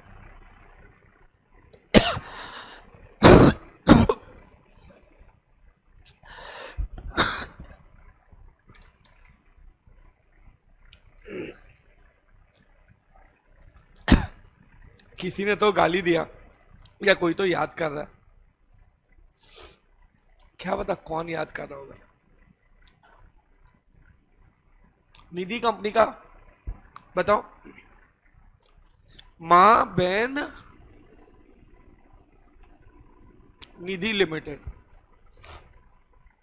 मां बहन निधि लिमिटेड। मां से क्या है मनप्पुरम, बहन से क्या है बेनिफिट। मां से क्या है मनप्पुरम, बहन से क्या है बेनिफिट, तो मां बहन निधि लिमिटेड। अभी ध्यान देना, अब ये जो मां बहन निधि लिमिटेड है, कहने से ये जो कंपनी है, एक कहने से ये मेंबर से ही लोन लेता है, मेंबर से ही डिपॉजिट लेता है, मेंबर को ही लोन देता है। तो कहते इसका तो यही धंधा है ना यार, बिजनेस है ना, बैंकिंग कंपनी नेचर का हो गया, या banking company giving loan in ordinary course of business. ये तो कहने से ये लोग का तो बिजनेस है लोन देना। अरे ये लोग तो हर जगह जाके क्या बोलते हैं कलश, लोन दू लोन दू लोन दू लोन दू लोन दू लोन दू। ये लोग क्या बोलते हैं, लोन दू लोन दू लोन दू। ये लोग तो यही बोलते हैं ना यार। तो कहने से इनका तो काम है ना लोन देना, तो ये लोग लोन दे सकता है, कोई दिक्कत नहीं। एक कॉन्सेप्चुअली क्लैरिटी आ रहा है तुम लोग को, मजा आता है तुम लोग को, नहीं आता है मुझे, आ जाओ। अच्छा, any company may provide loan to its employ. Company किसी को भी लोन दे सकता है, किसको दे सकता है, जा जा जा रे काले, हाँ। कंपनी प्रोवाइड लोन किसको दे सकता है, एम्प्लॉय। ए बट वो जात से क्या नहीं होना चाहिए, डायरेक्टर नहीं होना चाहिए, केएमपी नहीं होना चाहिए। क्या नहीं होना चाहिए, डायरेक्टर नहीं होना चाहिए, केएमपी नहीं होना चाहिए। तो देखो ना इधर एक कंपनी है चोमटिया लिमिटेड, चोमटिया लिमिटेड ने ये एम्प्लॉय है, इसका नाम है प्रीत भाई साहब। चोमटिया लिमिटेड ने लोन दिया है प्रीत भाई साहब को। ये तो प्रीत भाई साहब को लोन दे सकता है, लेकिन वो एम्प्लॉय कैसा नहीं होना चाहिए, जात से डायरेक्टर या केएमपी। और ये जो लोन दिया है ये 6 महीने से ज्यादा का नहीं हो सकता है। तो प्रीत भाई साहब की सैलरी है 30,000, तो कितना लोन दे सकता है मैक्सिमम। अरे मेरे भाई तुम्हारा मैथ्स में भी तो बजा पड़ा है ना, 1,80,000 से ज्यादा लोन नहीं दे सकते, 1,80,000 से ज्यादा लोन नहीं दे सकते। हो गया क्लियर। अगला, मोर than 6 months of, more than क्या बोला है, 6 months ऑफ सैलरी को एक्सीड नहीं होना चाहिए। अच्छा, शेयर्स फुल्ली पेड अप ही हो सकता है, पार्टली पेड अप नहीं हो सकता। अच्छा, कभी कभी क्या होता है ना, एक कंपनी है जिसने ट्रस्ट बनाया, कंपनी ने क्या बनाया, ट्रस्ट। वो ट्रस्ट किसका काम करता है, एम्प्लॉय वेलफेयर का। एम्प्लॉय वेलफेयर मतलब एम्प्लॉय के बच्चे को स्कूल में पढ़ाने का खर्चा, एम्प्लॉय के मेडिकल का खर्चा, ये सब करता है। तो ये ट्रस्ट को अगर तुमने लोन दिया है, उसने इससे शेयर्स खरीदा और उस पर जो डिविडेंड आया उससे एम्प्लॉय के वेलफेयर का काम कर रहा है, तो वो भी चलेगा। सबको मक्खन की तरह क्लियर हो गया क्या भाई साहब, शर्मन भाई साहब। Company may give loan to a trust created from employees welfare by passing SR in G. Read करो ये,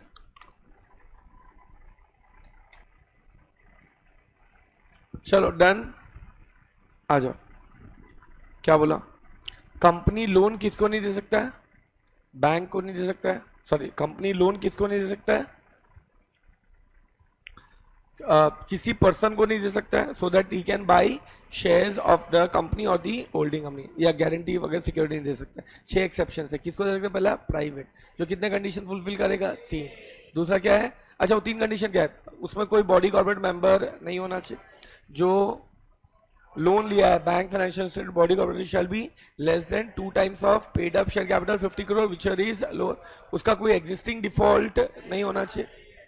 फिर सेम आईएफएससी पब्लिक कंपनी अगर ये 3 कंडीशन फुलफिल कर रहा है तो मतलब यही 3 कंडीशन। फिर उसके बाद निधि कंपनी, बैंकिंग कंपनी, फिर एम्प्लॉई को दे सकता है लेकिन वो डायरेक्टर के एमपी नहीं होना चाहिए और सैलरी 6 में से ज्यादा नहीं होना चाहिए, फुली पेड अप शेयर होना चाहिए। एंड लास्ट बोला ट्रस्ट को दे सकता है for welfare of employ and by passing SR in GM. Questions करें इसका, मेरे सवालों का जवाब दो ना, रीड करो। ए मैं क्वेश्चन रीड करने को बोलता तब तक हेड डाउन कर लो ना प्लीज थोड़ा।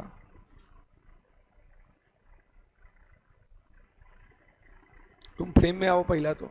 छुप के क्यों बैठा? ऊपर बैठ। ऊपर बैठा था ना थोड़ी देर पहले, नीचे क्यों बैठा अभी? बैठो उस पे। हाँ आई शाबाश। OLAF limited, a subsidiary of P. तुम सिर्फ परेशान करता है मेरे को। अगर मैं कभी सुसाइड करूं ना तो तुम पूरा ब्लेम इसके ऊपर डाल देना। मजाक नहीं कर रहा हूं। बिना सोचे, बिना सोचे एक सुसाइड नोट मत बनाना, एक मर्डर का नोट बनाना। मतलब बनाना नोट, उसमें डालना मैं मेंटल प्रेशर में था एक XYZ पर्सन की वजह से, और मेरा एक जाली साइन करके ठोक देना इसके ऊपर, कर देना। तुम समझ रहा है? एक वीडियो बना के रखता हूँ, देख के रखता हूँ तुमको, वो वीडियो भी रिलीज कर देना। चलो। OLF limited of PQR limited subsidiary decide to give loan 4 lakh to human resource who is not a KMP। तो KMP नहीं है तो दे सकता है, KMP नहीं है तो दे सकता है, बट उसकी सैलरी कितनी है? 30,000। ये तो इंटू 6 महीना कितना हो गया? ये देना कितना चाहता है? चलेगा कि नहीं चलेगा? चलेगा। सॉरी, नहीं चलेगा। समझ रहा है क्या? समझ रहा है? ध्यान।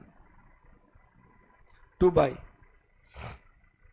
drawing salary of 30,000 per month to buy 500 partly paid up equity shares of 1,000 each in OLAF Limited.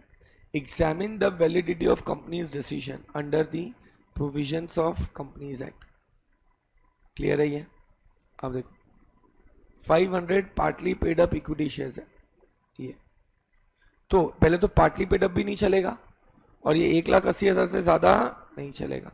तो देखो the amount of loan more than 6 months should be restricted to loan 1.8 lakhs। The shares are partly paid up where is the benefit available only for fully paid up shares. ये समझ गया क्या? Zoom वालों को समझा तो लिखो जी। Tom cruise से भी ज्यादा हैंडसम दिखने वाले गुरुजी जी, टॉम क्रूज से भी ज्यादा डैशिंग और हैंडसम दिखने वाले गुरुजी। तुम लोग मजाक में लेता है क्या मैं ये सब बोलता है तो?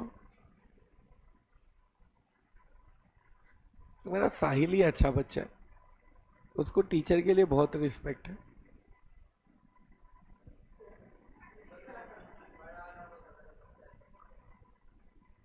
जी परम पूज्य धर्म धुरंधर राजाधिराज योगी राज ब्रह्मांड नायक श्री श्री राकेश्वर महाराज की जय। नहीं बोलूंगा उसको, तुम रीड करो। ये मेरे और साहिल में झगड़ा लगा रहा है। Sahil is a good quality. साहिल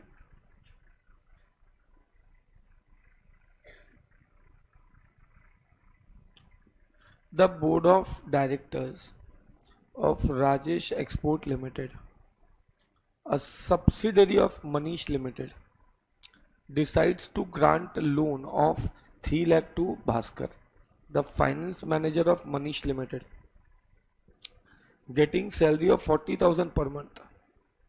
ये तो 40,000 पर मंथ इनटू 6 months कितना होता है? 2.4 lakhs। और देना कितना चाहता है? अलाउड कि not allowed? Two by 500 paid up shares examine, ये पार्टली पेड अप है, वो भी नॉट अलाउड है। समझ रहे क्या होना चाहिए? Fully paid up. Finally this big chapter is complete. Break का नाम लिया ना, गर्दन इधर से काटूंगा, इधर से। कहां से काटूंगा गर्दन? चलो 2 मिनट सांस लेने दो, फिर ऑडियो देता हूँ। इंडेक्स की जरूरत नहीं, सीधा ऑडियो दे देता हूँ। ऑडियो सुनोगे 2-3 बार तो वैसे ही याद हो जाएगा।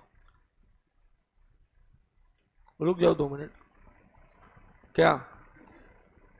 फिर ब्रेक नहीं दूंगा। अगर एक भी बच्चा बेंच के बाहर भी निकला ना तो ब्रेक भूल जाना। फिर देख लो, इसकी वजह से तुम लोग का ब्रेक जाएगा, जाएगा इसकी।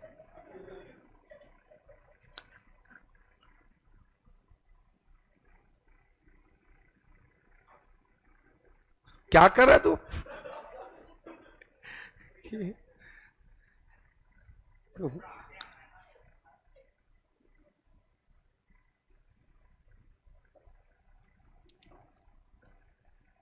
मेंटली थोड़ा सा है तो इसमें थोड़ा मेंटल प्रॉब्लम है इसको।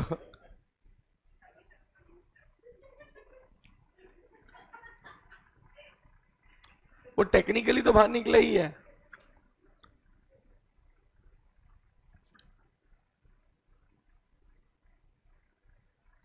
रुक जाओ 2 मिनट, स्टार्ट करते हैं, थोड़ा सांस लेने दो।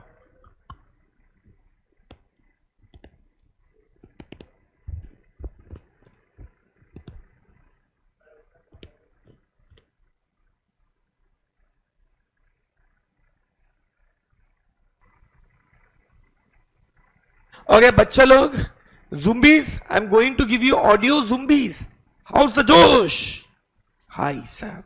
How's the जोश? Hi sir. सांसों की माला में सिमरू में पी का नाम। मैं सिंगर कैसा हूं? सिंगर कैसा हूं? Inverted comma.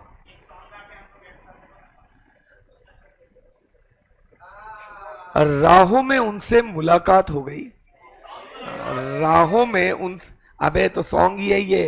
राहों में उनसे मुलाकात हो गई, जिससे डरते थे वही बात हो गई। ला ला ला ला ला ला। चल ऑडियो देता हूं।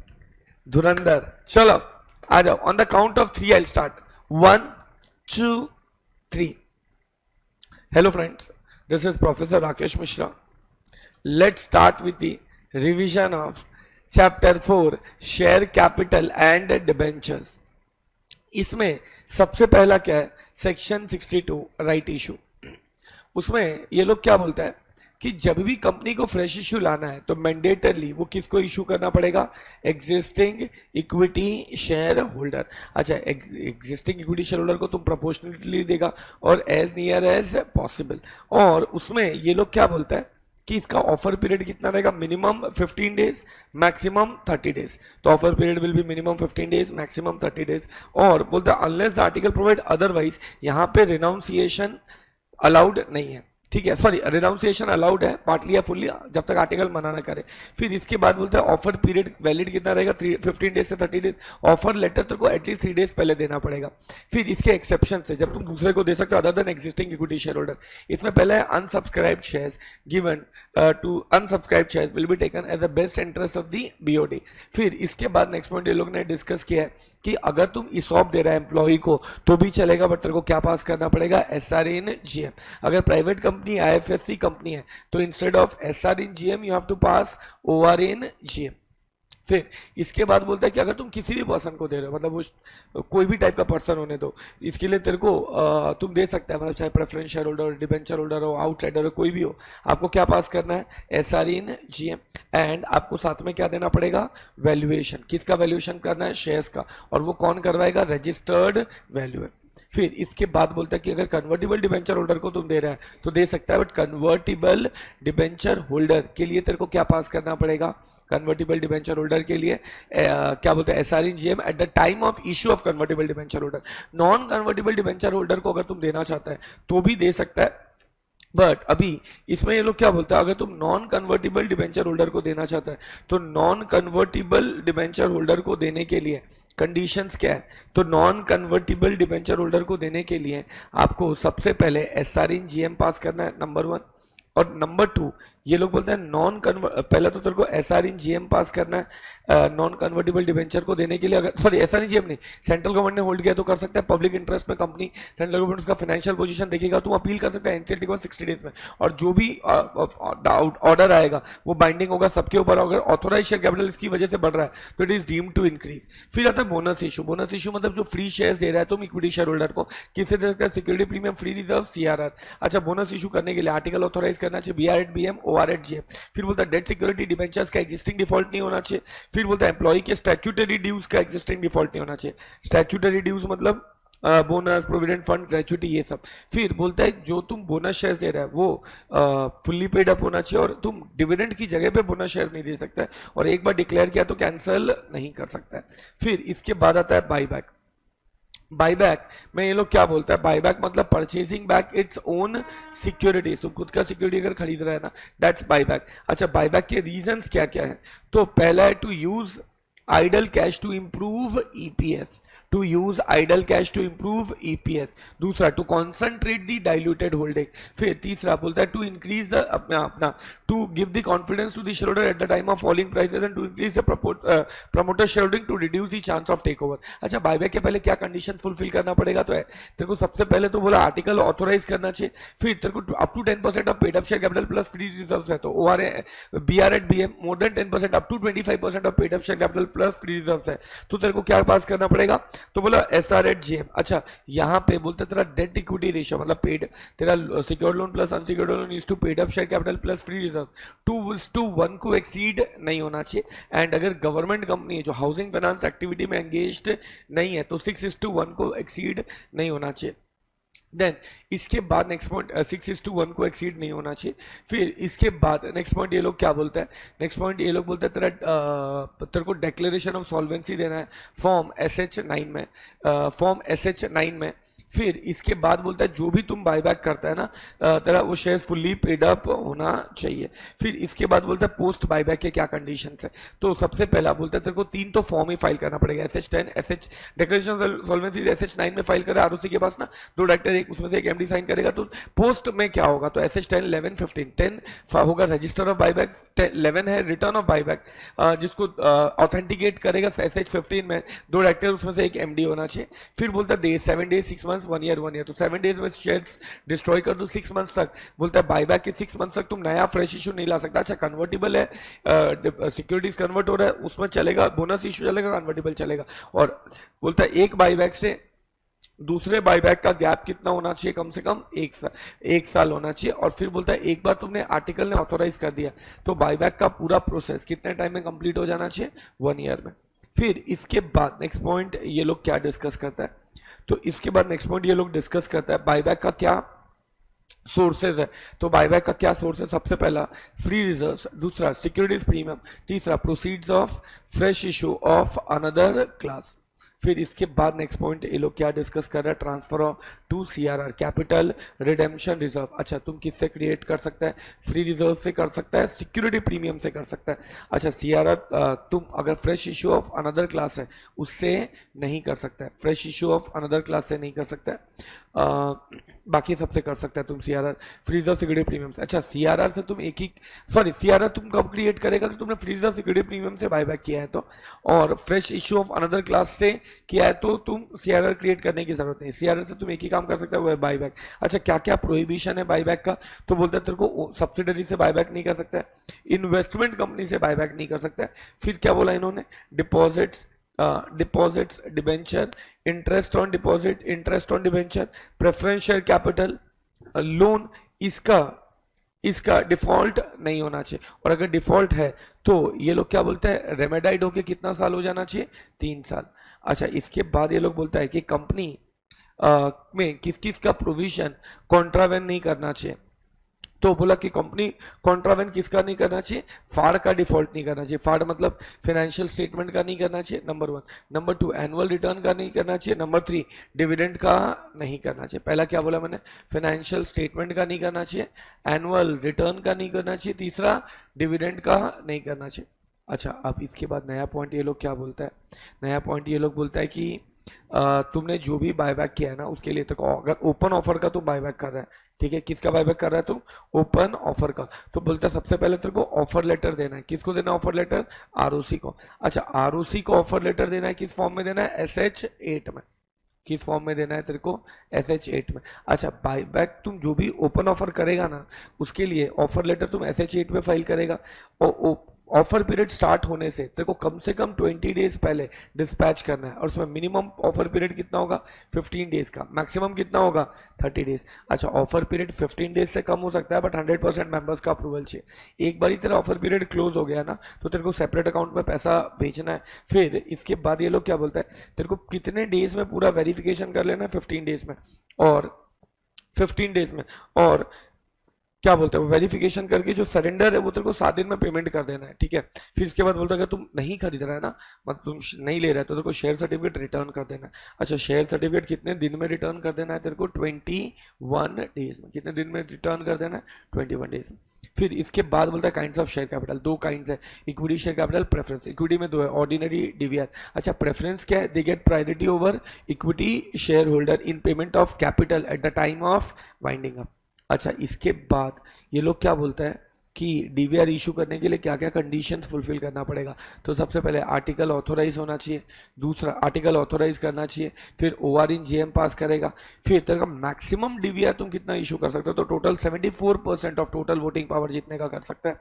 फिर इसके बाद ये लोग क्या बोलता है कि तुम जो डीवीआर इशू करा है ना, तो फाइनेंशियल स्टेटमेंट, एनुअल रिटर्न का डिफॉल्ट नहीं होना चाहिए पिछले 3 फाइनेंशियल ईयर में। कंपनीज ने पैनलाइज नहीं करना चाहिए। किस एक्ट में? Company has not been penalise under SEBI act, SCRA act, FEMA act, RBI act, FEMA act, किसी कोर्ट ट्रिब्यूनल से। फिर बोलते तेरा एग्जिस्टिंग डिफॉल्ट नहीं होना चाहिए किसका? डिविडेंड का, मतलब डिविडेंड का, डिपॉजिट्स, डिबेंचर, प्रेफरेंस शेयर्स का। और अगर बाकी किसका डिफॉल्ट नहीं होना चाहिए, तो बोला प्रेफरेंस, डिविडेंड। फिर एम्प्लॉय की स्टैट्यूटरी ड्यूज, लोन का आईपीएफ में ट्रांसफर का, और इसका डिफॉल्ट है ना ये 4 चीज का, तो रेमेडाइड हो गया, करेक्ट हो गया, 5 इयर्स इलैप्स हो जाना चाहिए। फिर इसके बाद बोलता है डेफर्ड शेयर्स क्या होता है, फाउंडर शेयर्स क्या होता है। इसको, ये डीवीआर शेयर्स होता है जिसमें इक्विटी शेयर होल्डर के बाद डिविडेंड और रीपेमेंट ऑफ कैपिटल मिलता है, तो ये फाउंडर्स ही खरीदते हैं, इसीलिए इसको फाउंडर शेयर्स भी बोलते हैं। फिर फैंटम स्टॉक क्या होता है, यहाँ पे एक लिमिट फिक्स किया जाता है, और उस जो लिमिट फिक्स किया उसमें जो भी ग्रोथ होगा शेयर्स का, उतना अमाउंट कैश बेनिफिट में एम्प्लॉइज को दे दिया जाता है। फिर शेयर सर्टिफिकेट में क्या रहेगा, शेयर होल्डर का नाम, उसका नंबर ऑफ शेयर्स कितना होल्ड किया है, फेस वैल्यू। अच्छा ये, फिर इसके बाद शेयर सर्टिफिकेट, ये लोग क्या बोलता है, उस पर देखो क्या फिक्स करना पड़ेगा, तो तेरे को कॉमन सील अफिक्स करना पड़ेगा। फिर इसके बाद ये लोग क्या बोलते हैं, शेयर सर्टिफिकेट तेरे को किस फॉर्म में रखना पड़ेगा, तो शेयर सर्टिफिकेट तेरे को SH1 में रखना पड़ेगा। शेयर सर्टिफिकेट किस में रखना है, SH1 में।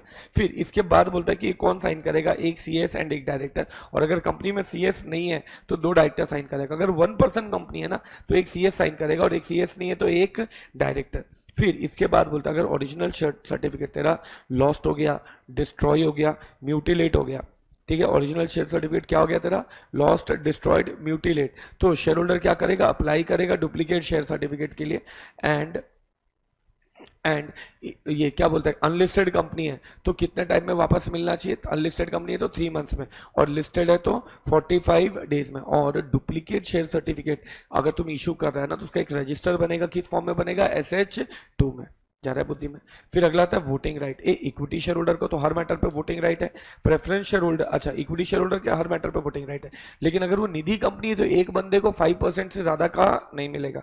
प्रेफरेंस शेयर होल्डर को चाहे उसका शेयर डायरेक्टली या इनडायरेक्टली इफेक्ट होता है ना, उसमें क्या बोलते हैं, capital reduction and winding up, ये 2 ही मैटर पे वोटिंग राइट है, बाकी पे नहीं। लेकिन अगर लगातार उनको 2 साल तक डिविडेंड नहीं मिला तो उनको हर मैटर पे वोटिंग राइट मिलेगा। अच्छा, शेयर होल्डर का सेक्शन 48 बोलता है वेरिएशन कर सकता है शेयर होल्डर का राइट, कहाँ, लेकिन उसके लिए बोला कि तेरे को उस क्लास के शेयर होल्डर का 3/4 रिटर्न कंसेंट चाहिए, या तो SR चाहिए उस क्लास का, और जो क्या बोलते हैं, जो आर्टिकल मेमोरेंडम आर्टिकल उसने प्रोहिबिट नहीं करना चाहिए, या तो जो कंसेंट टर्म है उस, सॉरी मेमोरेंडम आर्टिकल या तो अलाउ करना चाहिए, या तो तेरा जो टर्म्स ऑफ इश्यू है वो प्रोहिबिट नहीं करना चाहिए।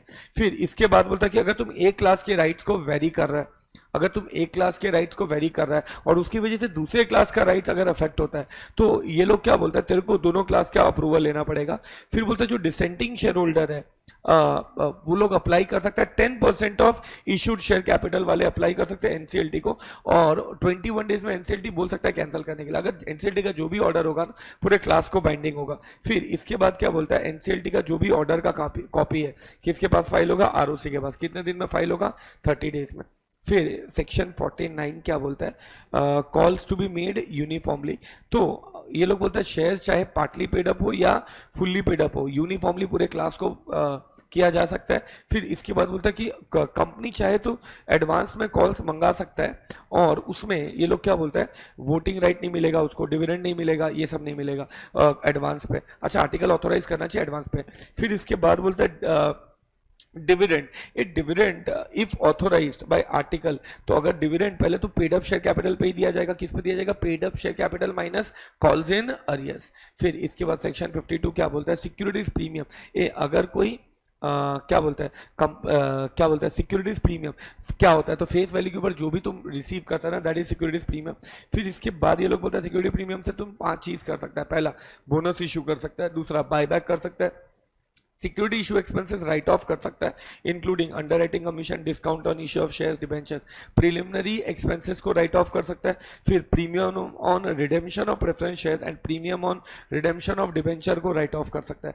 फिर ये लोग क्या बोलता है अकाउंटिंग स्टैंडर्ड्स और Ind AS, as and Ind AS तेरे को कंप्लाई करना पड़ेगा नहीं, और जिसको जिसको अप्लाई होगा वो लोग ये सिर्फ 3 काम के लिए यूज कर सकता है, ठीक है, ए बी और सी के लिए यूज कर सकता है। फिर इसके बाद नेक्स्ट पॉइंट ये लोग क्या बोलते हैं section 53 issue of shares on discount, ये डिस्काउंट पे तुम शेयर्स इशू नहीं कर सकता है अगर लेकिन other than sweat equity share under section 54 अगर किया तो वॉइड होगा। अच्छा क्रेडिटर्स को डिबेंचर रिडेम्पशन अपना डेट सेटलमेंट रिकंस्ट्रक्शन स्कीम में सेटलमेंट ऑफ डेट कर सकता है, डेट रिस्ट्रक्चर स्कीम में अगर वो RBI act, banking act, statutory plan के अंदर है तो। अच्छा इसमें क्या पॉइंट रहेगा, तो इसमें बोलता है कि अमाउंट ऑफ जो भी शेयर्स तुमने डिस्काउंट पे इशू किया ये 5 lakh which ever is lower and इसका तुमको इंटरेस्ट मिलेगा 12% पर एनम जितने का।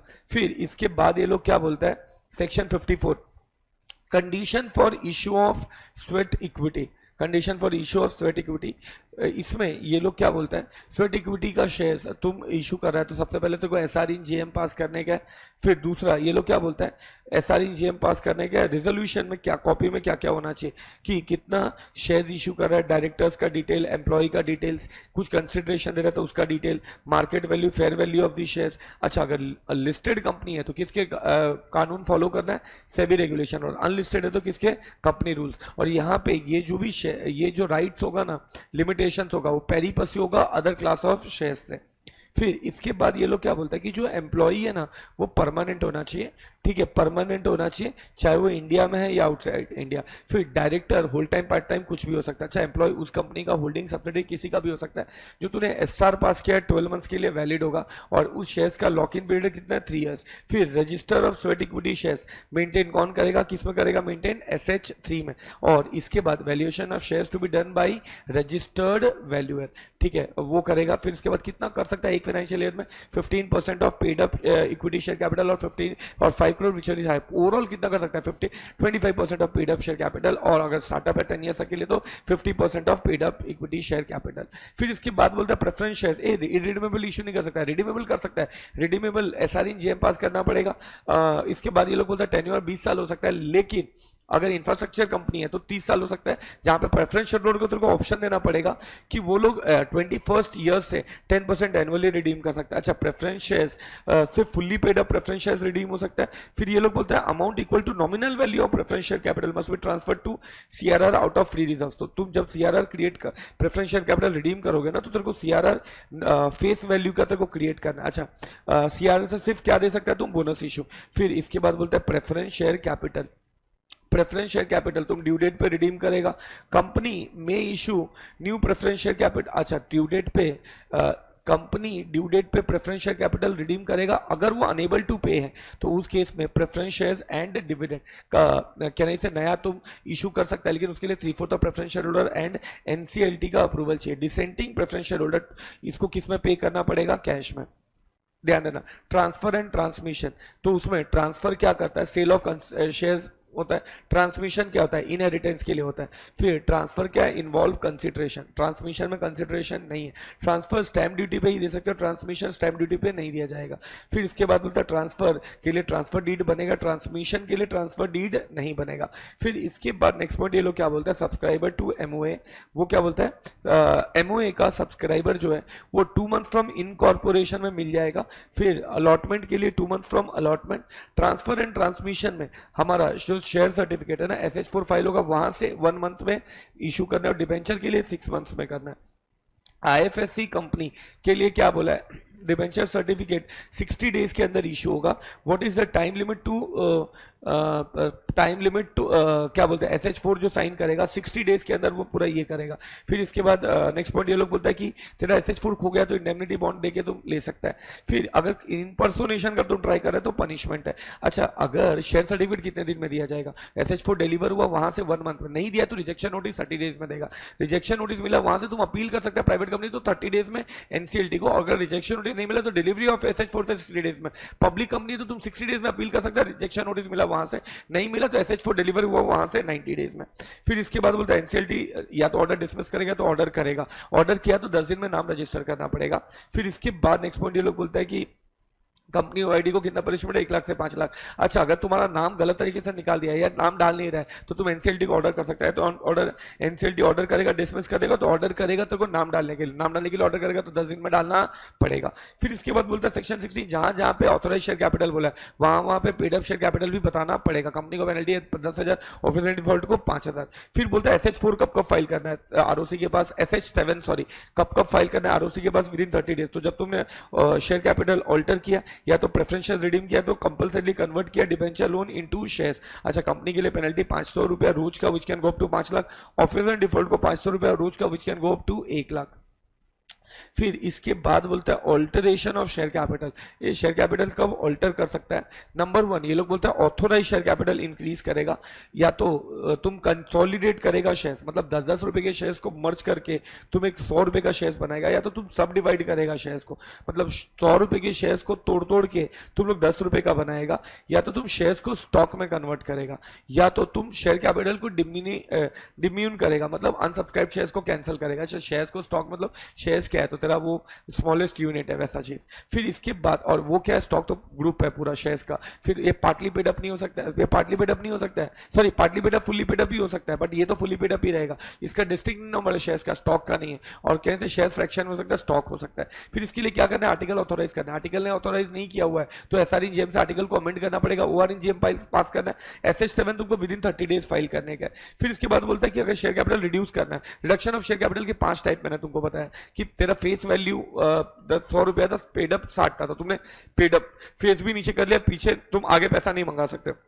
या मार्केट वैल्यू असेट का गिर गया इसलिए तुमने पेड अप नीचे किया, फेस सेम है तो तुम फ्यूचर में पैसा मंगा सकते हो, या तुमने दोनों नीचे कर लिया तो फ्यूचर में मंगा सकते हो, या तुमने रिफंड किया पेड अप नीचे किया तो फ्यूचर में मंगा सकते हो, तो नहीं। फिर इसके बाद ये लोग मंगा सकते हो। फिर इसके बाद बोलते हैं क्या पास करना पड़ेगा, SR-in-GM NCLT का अप्रूवल लगेगा। फिर तरह का प्रोसीजर क्या है, तो सबसे पहले ये क्या बोलते हैं, जो कंपनी है वो RSC1 का फॉर्म फाइल करेगा NCLT के पास, और अलॉन्ग विद ऑडिटर्स का सर्टिफिकेट की अकाउंटिंग स्टैंडर्ड कंप्लाई हुआ है, preparation books of account, list of creditors जो 15 दिन से ज्यादा पुराना नहीं होना चाहिए। फिर NCLT ऑर्डर करेगा मीटिंग का, जो 15 डेज में तुमको ऑर्डर करेगा। फिर कंपनी 7 डेज में नोटिस भेजेगा, किसको, तो अपना लिस्टेड कंपनी है तो सेबी, लिस्टेड कंपनी है तो सेबी को भेजेगा, दूसरा ये लोग को भेजेगा, एंड तीसरा ये लोग बोलता है कि लिस्टेड कंपनी है तो सेबी को भेजेगा, कंपनी को भेजेगा, ये लोग को भेजेगा। अच्छा, क्रेडिटर्स है तो इसको भी भेजेगा, तो RSC2 में भेजेगा किसको, CGRD को, ROC को, लिस्टेड कंपनी तो सेबी को।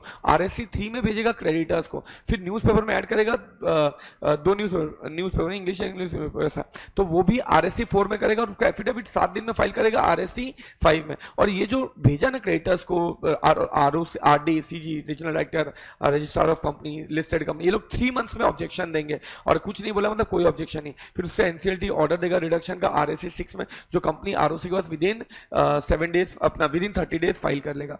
फिर इसके बाद नेक्स्ट पॉइंट हम लोगों ने डिस्कस किया है कि डिबेंचर एक कहने से कन्वर्टेबल, नॉन कन्वर्टेबल दोनों हो सकता है। कन्वर्टेबल फुल्ली पार्टली भी हो सकता है, SR-in-GM पास करना पड़ेगा, इसमें वोटिंग राइट नहीं मिलेगा। अच्छा, इसका टेन्योर 10 ईयर्स है, लेकिन अगर infrastructure company, infrastructure finance company, infrastructure debt fund NBFC है, एंड कंपनी जिसमें MCA का अप्रूवल लेके 30 ईयर्स के लिए कर सकता है। फिर इसको infrastructure company, infrastructure finance company, infrastructure debt fund NBFC company which has taken prior approval of MCA। अच्छा, DRR क्रिएट करना पड़ेगा, डिबेंचर रिडेम्पशन रिजर्व।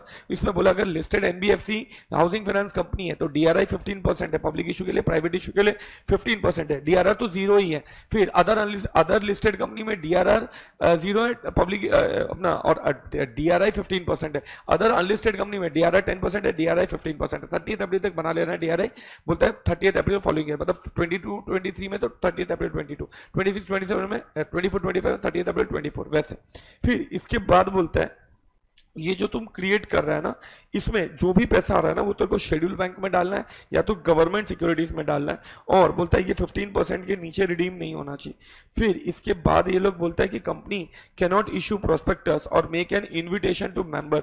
अच्छा, 500 से ज्यादा लोगों को किया है तो तुमको डिबेंचर ट्रस्टी अपॉइंट करना पड़ेगा, और डिबेंचर ट्रस्टी प्रोटेक्ट करेगा interest on debenture holder and grievance solve करेगा। अच्छा, डिबेंचर ट्रस्टी ये ड्यू डिलीजेंस एक्सरसाइज करेगा, और उसके बाद ये लोग लोग क्या बोलता है कि ये लोग डिबेंचर होल्डर क्या बोलते हैं कि अगर कुछ गलती किया है तो उसका वेव कर सकता है, लेकिन 3/4 वैल्यू और डिबेंचर होल्डर का अप्रूवल चाहिए। फिर इसके बाद बोलता है कि जो भी ड्यू डेट है उस पर डिबेंचर को रिडीम करना है। ड्यू डेट के पहले अगर उनको लगता है असेट्स का वैल्यू फॉल हो गया है तो उस केस में ये लोग क्या बोलते हैं, डिबेंचर ट्रस्टी डिबेंचर ट्रस्टी को अपॉइंट करेगा। अच्छा, ड्यू डेट पे डिबेंचर ट्रस्टी अगर डिफॉल्ट हुआ ना तो ड्यू डेट पे डिबेंचर ट्रस्टी किसको अप्लाई कर सकता है, एनसीएलटी को, और एनसीएलटी क्या करेगा, डिबेंचर्स को रिडीम करवाएगा। फिर इसके बाद बोलता है कि जो डिबेंचर होल्डर्स है एक यानी से उसको कॉन्ट्रैक्ट के हिसाब से परफॉर्म करने के लिए बोलेगा।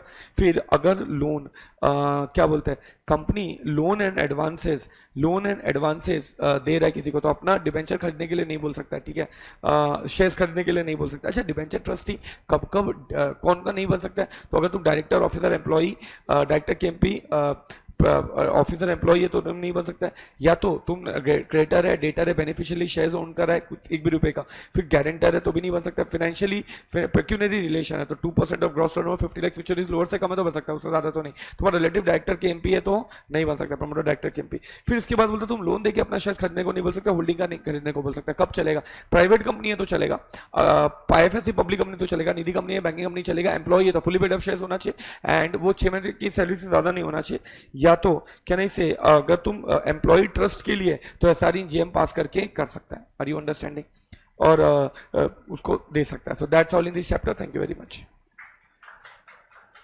ले लो भाई, ये ले लो, किसका, चल 10 मिनट का ब्रेक ले लो।